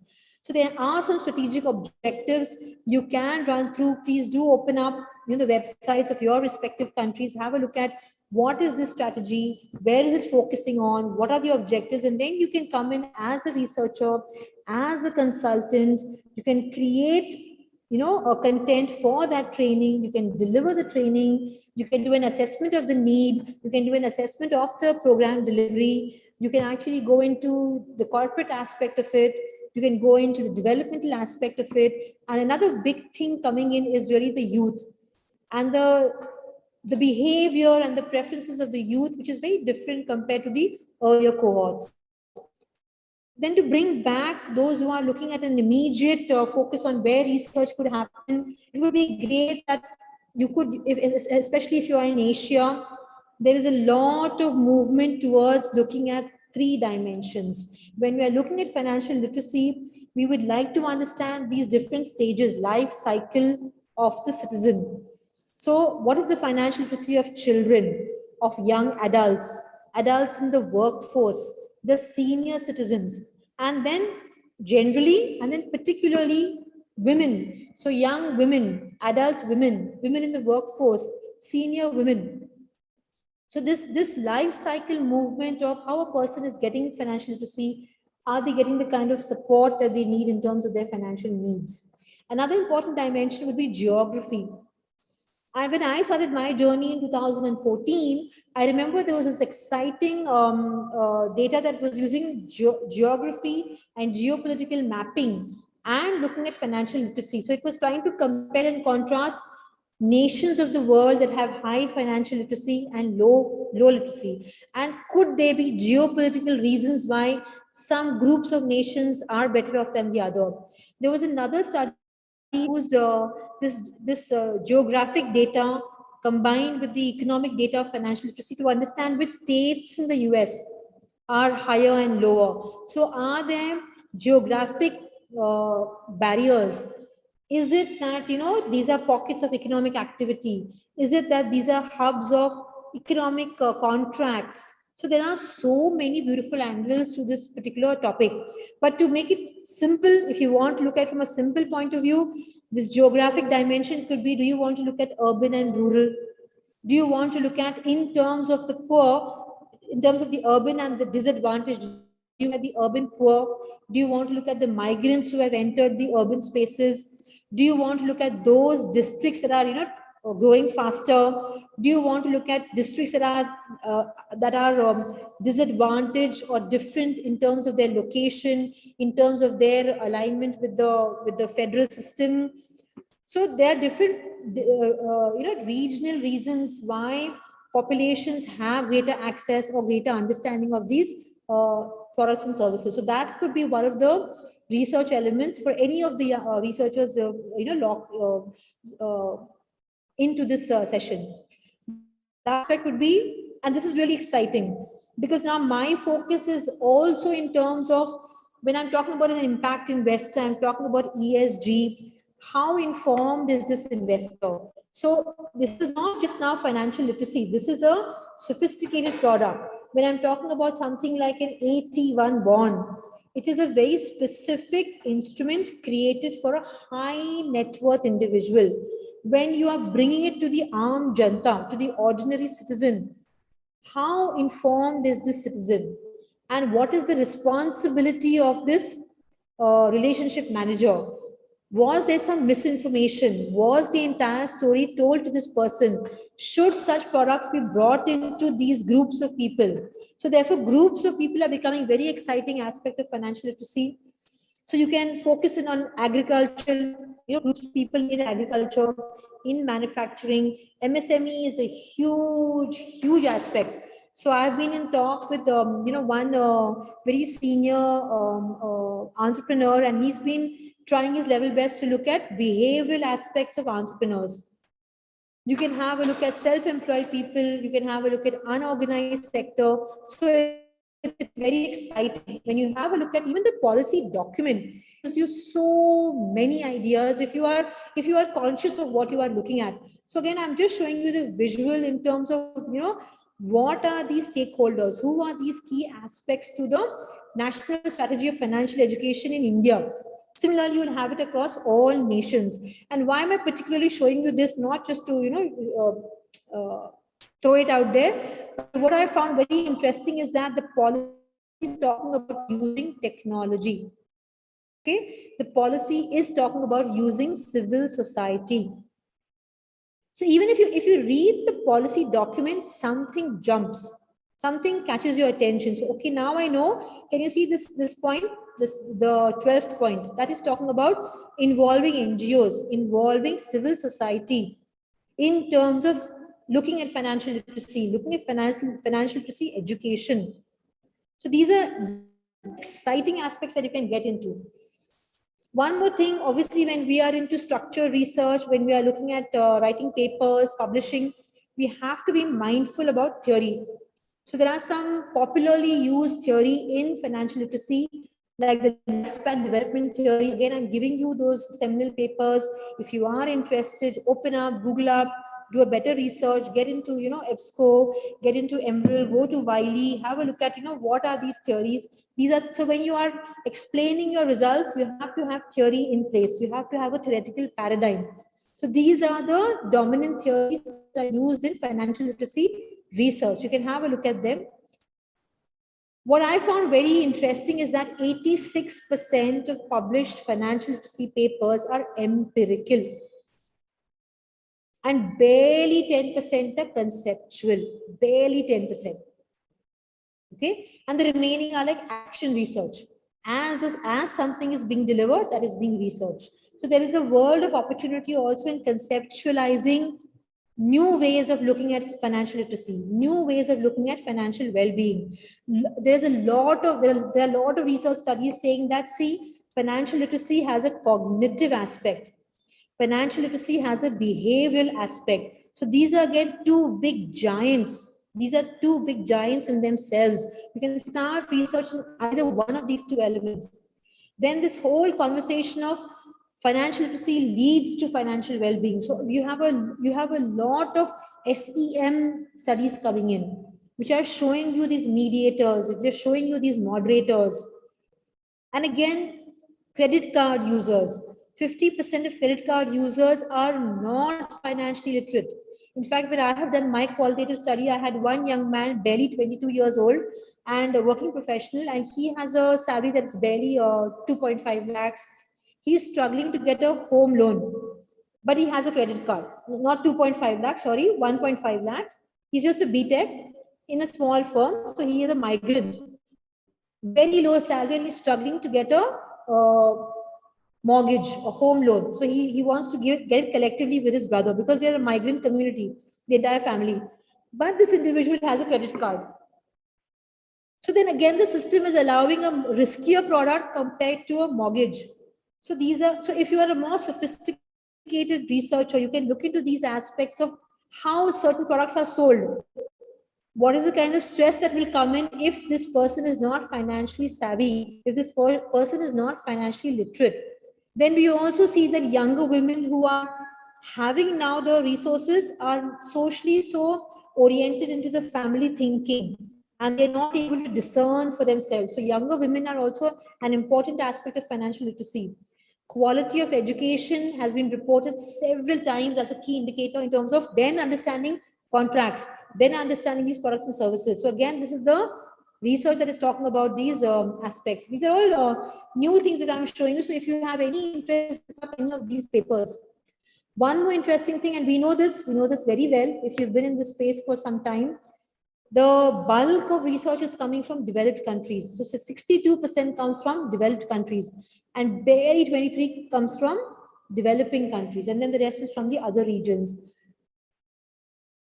Now, because of the digital movement, digital shift, we have now a lot of the citizens of developing countries coming into formal capital markets. So now, because of fintech disruption in many countries, particularly in India, there is a greater demand now to look at the stock market investing, look at financial planning, look at wealth management. And now there's a greater demand for professional finance advice.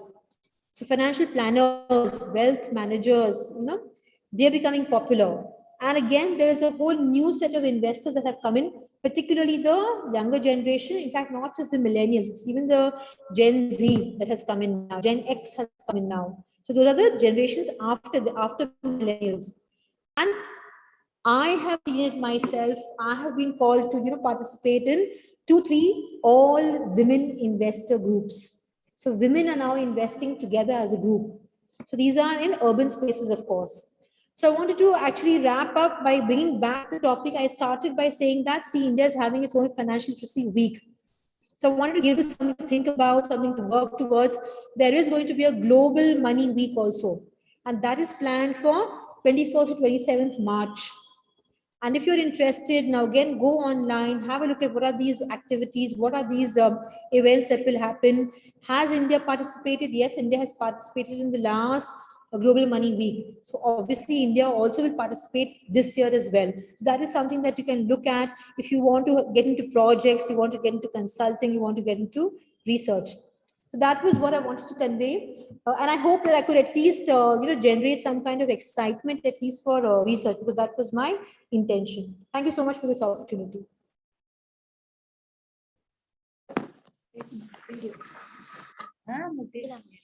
Thank you, ma'am. Really, you have covered most important things in the financial literacy. We understood that it's our topic because in this pandemic, literally, I mean, there is a need for financial literacy. I hope you have covered with, all the graphical presentations. It was a very nice session and enlightening session, ma'am. Thank you. Thank you, ma'am. This is Gautam, Assistant Professor in the Department of Commerce. I'm about to pursue my PhD in the area of finance, and especially I'm much interested in financial literacy. So as a coincidence or a fortunate thing, I just met with your conference on this very good day.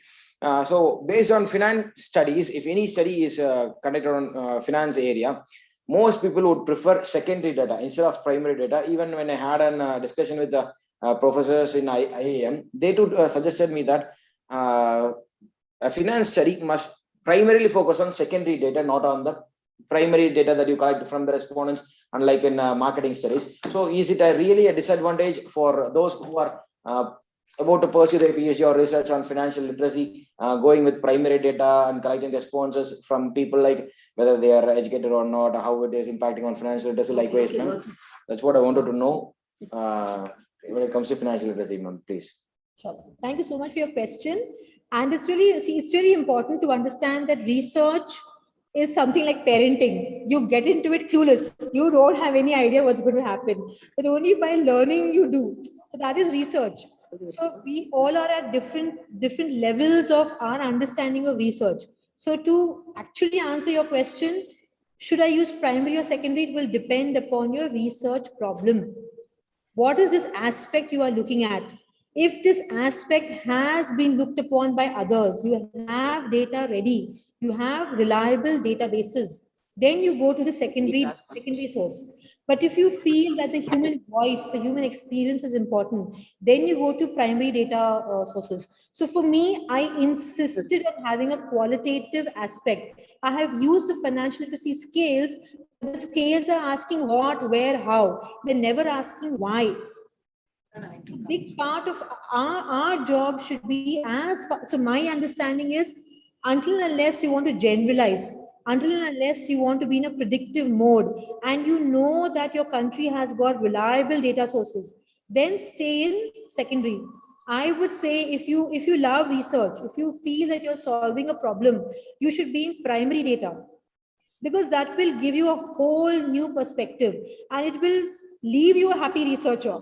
Again, we get pushed into PhD, we become miserable. That's not the idea. The idea is that my heart is in this aspect. So today, my PhD journey ended here, but I take this topic and I look at other topic. That leads to other topics. So my colleagues, they tease me because I took a long time to finish my PhD, but every time I've always said I will go for a postdoc. So I was never miserable in my journey, because I do find this to be a real topic when I'm linking to my students and they're excited about cryptocurrency and they're investing in cryptocurrency without income. It causes me stress because they're not understanding this problem. So to come back to your question, I think it's the research problem. What is this research problem you're looking at? And secondly, are these databases reliable? If you feel they're reliable, yes, you can go in for a secondary. But I would say at some point in your journey as a researcher, at least for pilot study, get your feet wet, go to the ground level, look at this issue at the ground level, so it will feed your understanding of the larger issue. I hope it answered your question. Yes, ma'am. Thank you, ma'am. Yes, ma'am.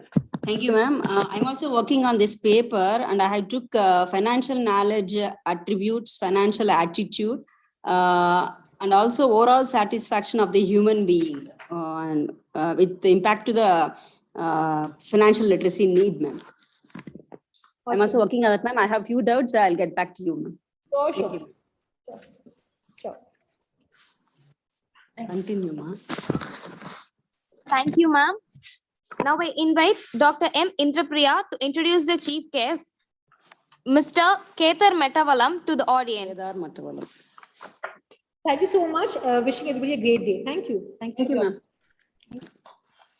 Thank you. I'm very proud to introduce our guest, Mr. Kedar Matavalam, Director DevOps Transformation Mobile at BT IP Switch, United Kingdom. He had over 30 years of IT experience in India and UK. He passionate about people and technology, and he also having hands-on experience in software, network keen advocate of agile and DevOps ways of working. He loved coaching and mentoring, reading and learning about the latest technology and leadership behaviors. We welcome you, sir, for this conference. Hello, sir. Welcome you, sir. Thank you. Thank you. Good morning. Morning, sir. Hope you can hear me well. Yeah. Yes, sir. Yes, Yes, sir. sir. Brilliant. How are you all today? Yeah, good, sir. Very, very happy to see you all. So you're all in Coimbatore. Yes, sir. Yes, sir. Brilliant. I've been Coimbatore a couple of times, and I would like to first start off thanking you for giving me an opportunity to come and speak. And I see the previous speaker, I was able to see for 15 minutes of her speech as well. And it's very exciting to see the fintech and the industry, how you guys are all looking at the research possibilities. So let's kick off. Can I share my screen now? Yeah. Sir, please, sir. Is it okay? Yes, sir. Please. Yeah. Once you are able to see, please tell me. I've selected it. What do I do? Shall we share this? Not familiar. Yeah, I started sharing the second screen. If you can see, yeah. Right, you're able to see the slides, yeah. Brilliant. Right. So let me just get my video out of the way. And right. Good morning once again. Yeah, I mean, thank you very much for the opportunity. Thank you, Nilima, for giving me a chance to come and speak here. It's very early in the morning, so it's only 6:15 or 6:20 now. Hope it's all okay. Right. So, I mean, looked at various topics, and we had a good discussion between me and Nilima and thinking of what would be a good area to cover, and coming from the technology sector and being an advocate of the technology and how it supports people, I thought technology and you would be a good topic. Hope that interests you and your people around there in the call. Also a bit of opportunity to see what technology and you can make a difference. Right. Just a quick intro. From my point of view, the technology has always been there, right? Whether we recognized it as a technology or not is a different aspect, but it's been there all through our history. And if you look at every aspect of our life, directly or indirectly, we always had technology working with us, right? But the key point I would like to highlight is the ICT, the information technology. And the previous speaker also talked about this in different aspects. So the ICT has made a tremendous change in the last 3 decades across the world. And today, in fact, even with such a big pandemic, if impacting the entire planet, still the world is moving and the industries are working, and we are able to continue to work and do a reasonably good job depending on the type of the industry. It is because of the technology, especially the communications technology. I hope you all agree that, right? You must have faced quite a bit of a challenge as an educational institution to manage during the pandemic. Do you agree?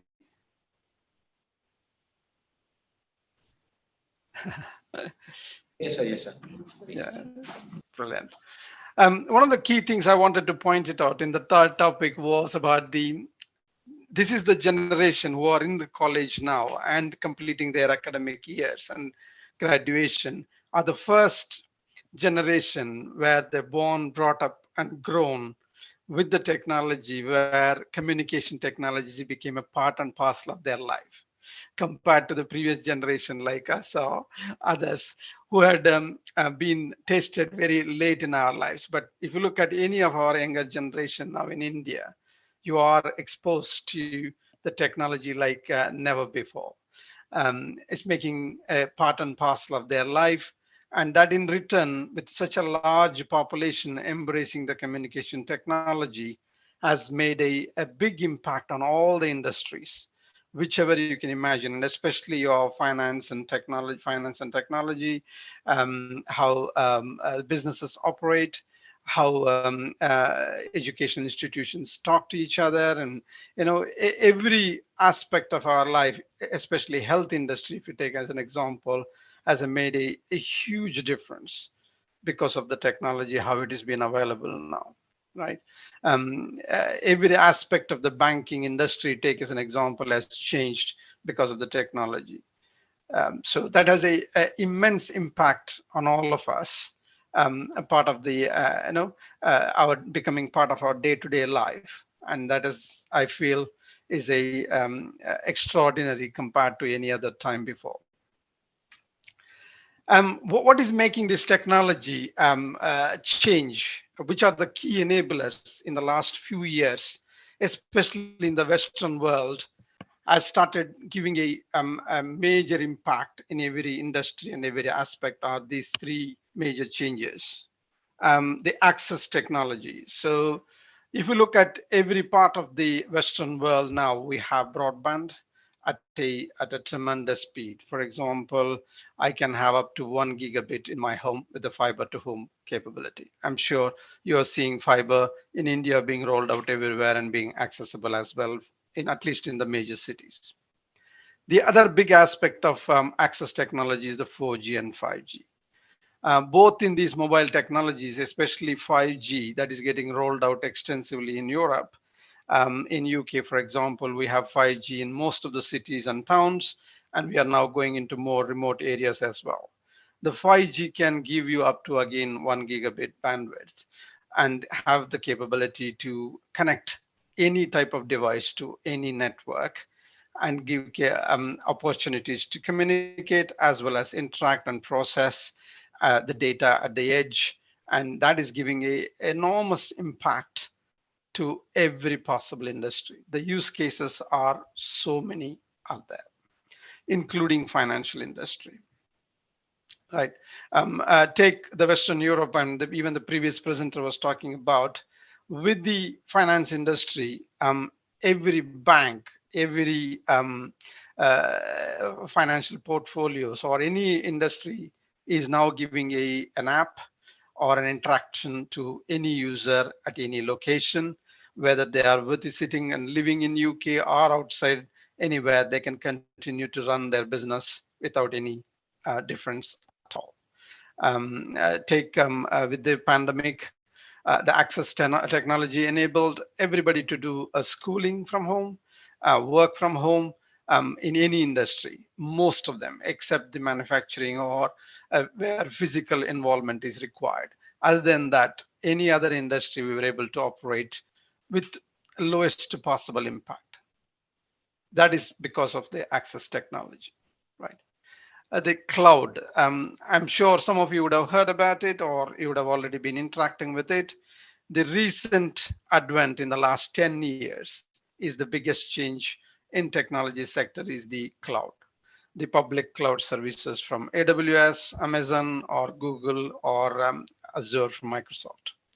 All these three clouds, there are other quite a number of public cloud services, but these three being the hyperscalers We call them hyperscalers because of their capability to deliver across the world networking and computing capability. What it has made the difference is they made, along with access technology, a computing and processing power at your hands. Any business, small business, medium business, at any size can get into a technology services which would have been unreachable before is now reachable because of it. At the lowest investment, you are able to get into processing power, whether it is your communication or your backend data processing or your financial systems like SAP, or you want to get into any software as a service capability where you don't have to buy and install everything at your premises. Everything can be available in the cloud and you can access it from any device. That has made an immense impact across the technology sector and in return impacting every business unit, right? It's almost like a double whammy with access and cloud together has started giving capability to anybody, any entrepreneur who or a business who wants to come up with an idea and deliver in minutes and seconds a service, right? And most importantly, a scalable service. You can have a service that starts with 100 users or 10 users to a billion users, and it's scalable through cloud. And it has given all the redundancy or the capabilities which only large organizations could dream of or invest in is now available to you at every individual level. I'm sure you would have seen examples like Paytm and others within India, which have become very, very successful across the country in no time, right? That is achieved through, again, capabilities like cloud technology, which has been started building various services across the world. But that has been adopted extensively in Western world. The third is the automation. Yes, automation has both connotations. It has a fantastic opportunity to do things faster. At the same time, it also has a huge impact on the manual way of working many people have been used to, and changing because of that would create quite a bit of a impact on the people and their careers and opportunities. But if you look at the other end of the spectrum with the machine learning and AI, artificial intelligence, we see adoption of machine learning and data processing at the highest scale already in Europe and US. Because of that data capability and automation available, we are able to infer the details which we wouldn't have before. It is helping us to identify possible potential issues that could happen in the near future, and we are able to avoid them by identifying them early on. It has also started giving us a lot of trend analysis, which has become very, very helpful in predicting what our customers want to do, what time, when they want to do it, and how likely we will have impact on our services, and how we need to proactively plan for those incidents well ahead. Right. Take example, one of the biggest football championship is the Champions League in Europe. And if you look at our company, BT Sport delivers Champions League matches across UK. And also we have capabilities if we need to deliver across Europe through our broadcasting arm. When we are looking at such services, the cloud has given us enormous capability because we are able to test our systems for multiple million customers accessing the service in less than a minute, which would have been impossible to test before. We are able to predict, identify possible problems, and also proactively build systems that can handle multiple million customers getting authenticated in less than a minute, which was impossible before to do, or would have been very, very, very expensive to build such a system, right? So that is the capability and power of automation, where we can identify scenarios which we wouldn't have before and be able to simulate, validate them, and be ready for such occasions so that we can provide a seamless customer experience. Cloud, then automation. Yeah. Right. So looking at the automation, another aspect of the automation that has given a lot of power to us is that before we used to deliver a software, a new feature or a service, which used to take a lot of money and a lot of effort, and the delivery could take 6 months, a year, year and a half to deliver. Now with the automation capability in software and the technology, we are able to deliver a new feature in a day and across UK. We can get all our mobile apps can be updated in less than 2 hours anywhere within UK, right? And we can introduce new features and services in no time. By having integration to e-commerce so well and having banking industry behind us to support, like Visa and Master and everybody, we can sell services on the spot for even for multiple million customers without impacting any of our network or any capability. So that is again given us the scalability of introducing new services and reach the market in no time. So in my view, these three enablers are so powerful. They have tremendously changed every industry and every aspect of life in Europe, especially in UK in the last 5 years. And in the next 5 years, we see them growing extensively. Even the big service providers like BT, we have started adopting the cloud instead of building our own infrastructure.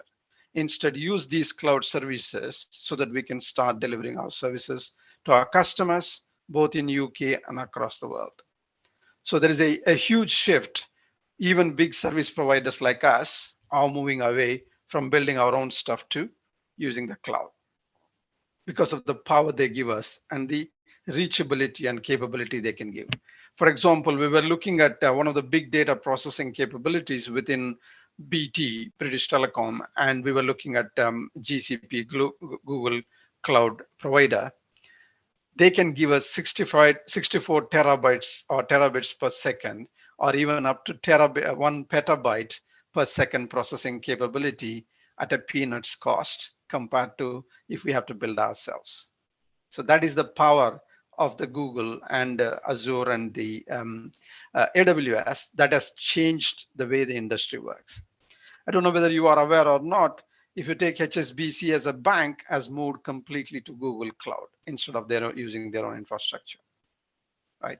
And if you take companies like Netflix have started using completely cloud service. There is no infrastructure within Netflix. Everything is in the cloud. So again, because of that, they are able to reach to the world audience with the least amount of effort. Instead, if you had to build services across the world, it would have costed you enormous amount of money as well as time and effort. But compared to that, cloud gives you that capability. So you can look at these three being the major enablers. So by learning about these three key enablers and how they're impacting the individuals and as well as every industry, including finance, if you take next slide, I wanted to cover a few concepts, not in detail, and the previous speaker already spoke about digital currency and those things. So let me touch slightly, and I'm sure you know more than this. You take online banking. Online banking has been there for a while, more than 2 decades in UK, where HSBC and all these guys had a first bank, all those available over mobile or online. But now with the pandemic and with the other impacts, the online banking has become a integral part of every citizen in Europe and US. Especially if you take UK example, there are more online banking companies than the traditional bankers, and the more customers are moving towards the online banking institutions like Starling, and a huge number of them are now available, where you don't need to go to an office, sign a document, and create an account and manage your services. Now everything is available through online and virtual. There is no physical bank to talk to. It's purely online through your mobile app. That is a huge shift in the finance and banking industry. If you take it traditionally, you wanted to go to a bank, you wanted to see a physical brick and mortar building, and you want to go and interact with customer service or a bank manager and apply or find out what are the financial instruments available, how can you invest, how can you take mortgage, and those kind of things. Now everything is available through mobile or your internet banking.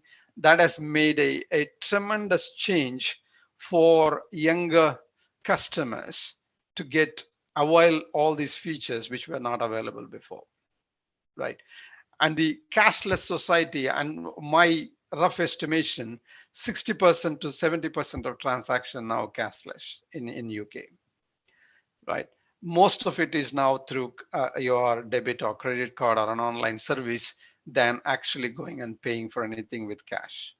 That has become quite prevalent everywhere. And there you can see every instrument, financial instrument and financial services are looking at how they have to change and adapt to this cashless kind of a society and services market. The digital currency, I'm sure the previous speaker also had a touched on the cryptocurrency and that. They are growing and they are getting more and more visibility. And most importantly, even the reserve banks and federal banks also started taking a clear notice of those currency models and how they're going to impact.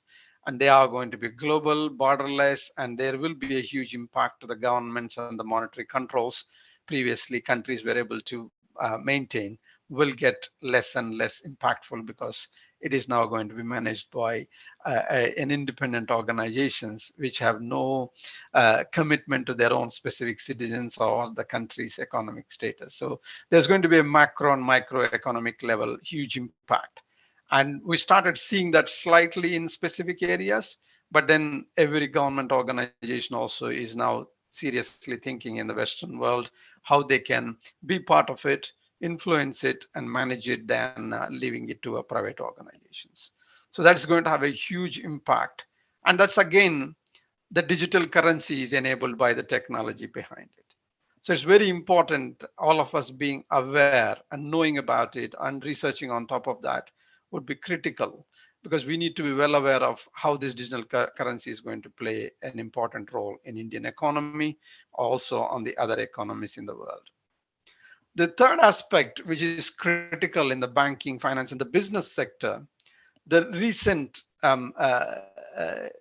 clear shifters in the technology of the industry or in a business model. Previously, any business model used to be you building a major capital investment, creating a factory or creating a workplace or a product or a service and selling it. That was the model. But with the technology in the last 10 years, there are few people like the people I mentioned there have really changed the way of thinking about the investment and infrastructure. Take the Airbnb as an example. Without a single P investment, not having a single property anywhere in the world, they are the largest service providers of providing accommodation in the world, right? Which would be impossible to achieve without having billions and billions of dollars or pounds or rupees to be invested to get that kind of infrastructure. But they're able to create through a simple software, right? And created a model where every individual infrastructure owner, house owner, or a property owner is able to make a marketing using their platform and able to provide services and meet the customer needs, which has created a whole new industry across the world. I've been told in Europe, even I have experienced personally, it has been a fantastic service with Airbnb. You are able to rent a property for a week in a coastal town. You don't need to interface any human being, so it's perfectly fine with the COVID. You can walk into the property, the lock and key is already available there. You will be given a key code. You can access to the building and you can do all your accommodation as if like a house after a second house and enjoy it and be able to walk out without any impact at all. So that has given a complete shift to the hotel and other industries which have been surviving with huge market share, now being had to compete with Airbnb, which is a different thinking. Exactly same with the Uber. Without owning a single taxi in the world, they are the largest taxi service provider in the world in a shortest span of time. Again, fantastic example. The third one, if you take the Netflix has grown across 150 plus countries in the shortest possible time to provide video services and make a global way of watching any content that is created across the world. There are more people watching other languages content ever before. No other media company was able to achieve, even Disney couldn't have achieved something like that capability except Netflix, right? Where they're able to bring in content from Japan to US to South America to South Africa, all the way India, and every possible content from Asia to Europe to US, and accessible to across the world in the shortest span of time. That would have been an impossible task. For example, if a movie or a serial has to be delivered across 150 countries, it would have taken years of effort. Now, today, they're able to deliver it because of the fantastic technology, cloud, and also having the multilingual capability where they can provide automated text conversion of their current language to other languages and provide that capability. So there isn't a content without subtitle, which is available in Netflix, right? No other broadcaster was able to achieve that in the last 100 years. And they were able to achieve it in months across the Europe and the world. So that has made a tremendous difference. Amazon, again, has one of the best examples. This is the first marketing or an e-commerce company that is able to deliver products both from their own site as well as from other people of the same product and very effectively. That's again enabled through technology, something called API, where they're able to create a market, even though other companies like eBay and others attempted, but these guys come in, completely change the way you can sell a product competitively and give choice to the customers and able to make the services much, much easier to deliver to the customer. So all 3 or 4 examples I've given you have enormous impact in the business and the finance and the way individuals buy services and consume services in the Western world, and I'm sure even in India as well, right? I was thinking of one message I wanted to give for this session is this one, where I wanted to give to the people who are studying in their graduation and they wanted to move on and where they wanted to go. Because looking back my 30 years, and I was looking at what would have been very helpful if somebody told me at that time. These are the 3 key points. I'll cover quickly because of the time. It is important, every one of the students and the graduates and people who are interested in getting onto the career, building that vision, making sure what you want to achieve, what you want to be, imagine where you want to be in 10 years, 20 years, 30 years down the line. Have those life goals prepared and thought through. Dream about them. Dream about them as if you achieve. Say, for example, your goal is want to be a chief financial officer, or you want to be the best finance professor in the world. Dream, think about it every day, how you can be.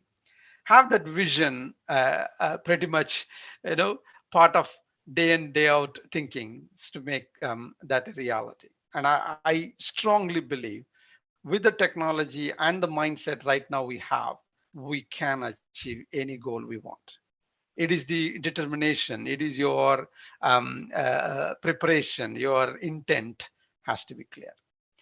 Opportunity. One of the key things is the technology as well as the way the industry and the way people are now interacting and working together. There are so many opportunities available. Either you can create them yourself or you can seize the opportunity for ability to learn a new thing, work on a new area, or develop skills in new area. Don't miss any opportunity. try and grab as much as possible, as early as possible. It is a tremendous world where you have everything given to you in google.co.uk. There isn't a topic you can't learn. There isn't a thing you can learn about and try, experiment. And a technology like cloud, you can experiment on any idea you have at a lowest amount of cost. So huge opportunity. One thing I ask about the opportunity is the feedback. Make sure every opportunity you try and experiment on, spend some time to learn. What did I do with it? How did I go about it? What would have done differently? Always use that feedback. That is critical for you. You don't have to ask third party. You can yourself sit together and think about for a few minutes, what could I have done better? What has it gone well and what hasn't gone well? So there are a lot of techniques nowadays available in Agile. We call it sprint retrospective and various things. So there are various methods where you can learn, develop feedback internally as well as externally, and you can act upon it. The third aspect, keep calm and enjoy life. One of the key thing is the time, right? And you will quickly run out of time in the life journey if you look at it on a larger scale. Think about every aspect of life and every day, how you can enjoy, right? Do things what makes you happier. Make a difference to someone. Look at the faces of the people when you make them happy. Smile. Try and create an environment surrounding you sustainable. Make it healthy. That in return has a positive impact. I think the environment aspect, I think we need to think more and more what type of friends and how we work with others, how we create an atmosphere as an individual for everybody to be comfortable and open and honest and talk to each other instead of keeping things inside. Being able to be frank and open would be a very, very good thing. So creating a good environment is very, very important. I know I completed my time a long time ago, but so I thought I'll cover these aspects and just wanted to leave you with a couple of quotes which I felt. Um, Today, IT has been so popular because of so many great Indians have become CEOs in big companies like Google or Amazon, the Microsoft, or you take other aspects like IBM. There are so many companies now have Indian CEOs, especially South Indian CEOs, which we should all be proud of and are making a huge difference. So this is what I wanted to cover. Thank you very much for the opportunity, Nilima, and again, Dr. Balasamy as well. Thank you very much for all of you to listen to me kindly in the morning, and happy to answer any questions you have. Thank you, guys. Thank you. Thank you, sir. Really, we had your great presence over here. I have a couple of questions. First one is a personal question to you, sir. You did bachelor's in commerce, and there is a lot of transition. When I looked at your profile, you're being shifted to technology side, and I just want an answer for it. Actually, personally, I'm asking it. Yeah, I mean, it's a huge. So thanks for pointing it out. I done the commerce economics early in SV University, but when I went to Hyderabad and started looking for opportunities for job, the best was seeing the IT at that time growing. So as part of the BCom, I was spending a lot of time in the university library and learning about the computers, and computers really fascinated me. That time it was a microcomputer with a tape you can drive and develop a visual basic programming and doing simple games and all that. It was just at the very nascent technology. But that fascinated me, and doing a course on that has in return empowered me to think, oh, this is the sector where I can become because of the logical programming. Programming came very easily to me. And so that's how I started. But it is the curiosity, it is the interest to learn was continue to drive me. And I've done enormous number of certifications and all that. But those are all just motivated me to continue to learn in the industry. And most importantly, also the wherever I went and took the opportunity, that gave me a challenging situation. So when I'm working for Satyam in India, in Chennai, it was Y2K problem. And there was a huge necessity for me to learn about IBM mainframes and how they work in the network. and how the network access technology is moving, working with VSNL, DOT, all those opportunities continue to push me in the technology sector.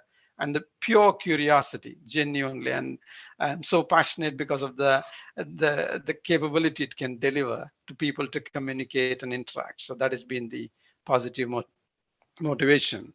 And maybe the other aspect is the gurus, right? You find great mentors everywhere and catch hold of them and work with them. And they are the people who can guide you and help you. And curiosity plus having the right mentors at every stage really made a big difference to me. Thank you, sir, for answering that. One more question. It's on the automation. So really automation could boost the productivity. And what about the labor supply? Is it going to be decreased? Because everywhere we are hearing about automation.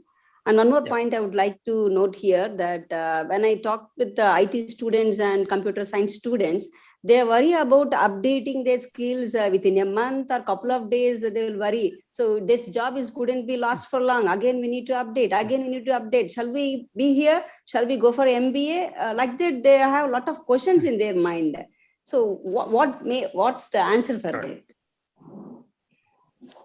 What's the answer? Very valid point.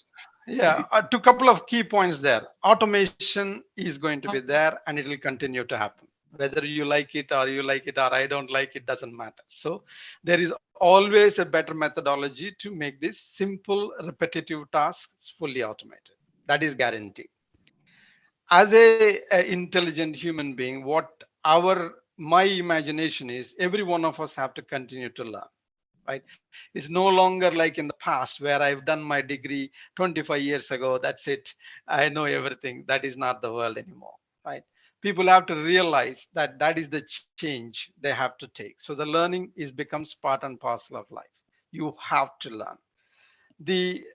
Even though there is so much automation going on, there is still a huge demand for skills. The demand for the skills now is not only using that automation, but also having the programmatic knowledge, how these tools work. How can I solve the problem? Because still the new problems or the problems we are creating are continuous. We haven't solved all the problems, right? There's still a huge amount of problems there still.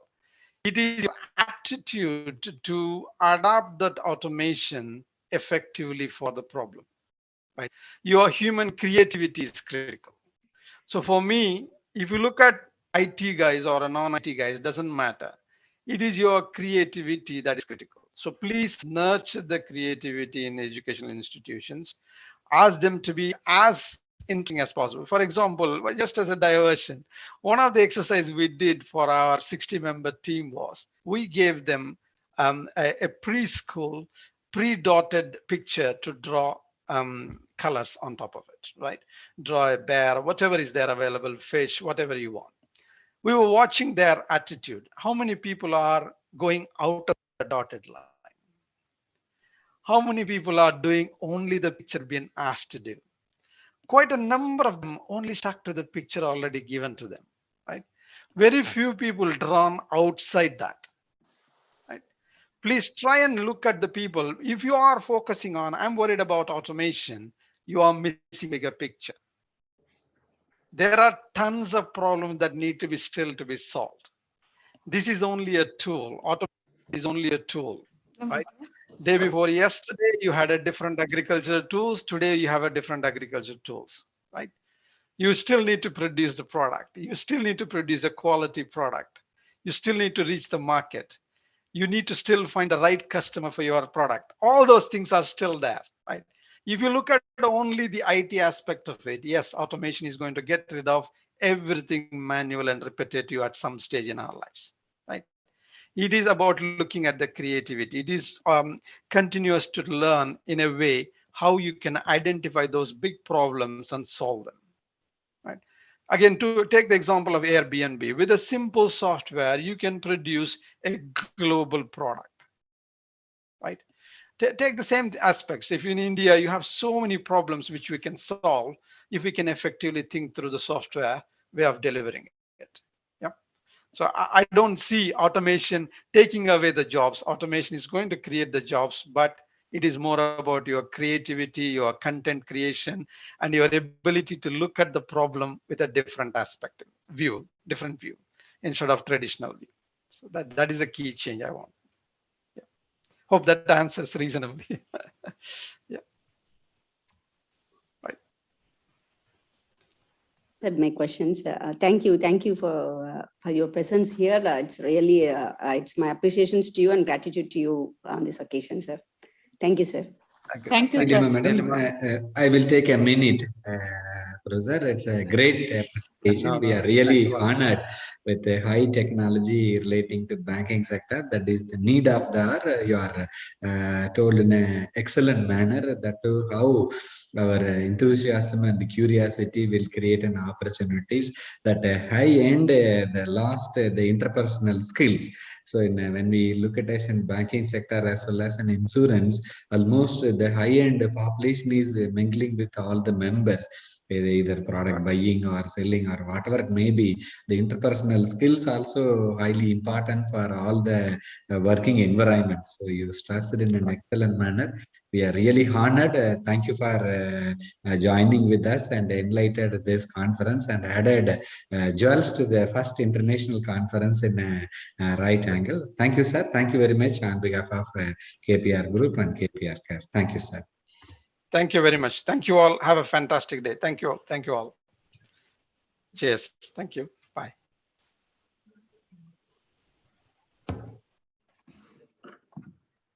We'll continue.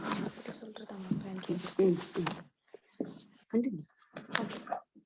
Now it's time to request our chief guest, Mr. Shankaranarayan Ji, who is starting from the inception of the conference. He is there. So thank you, sir. We welcome you, sir. Now we request Dr. A. Shanti, Head Commerce, to introduce the guest speaker, Mr. Shankaranarayan Ji, to the audience.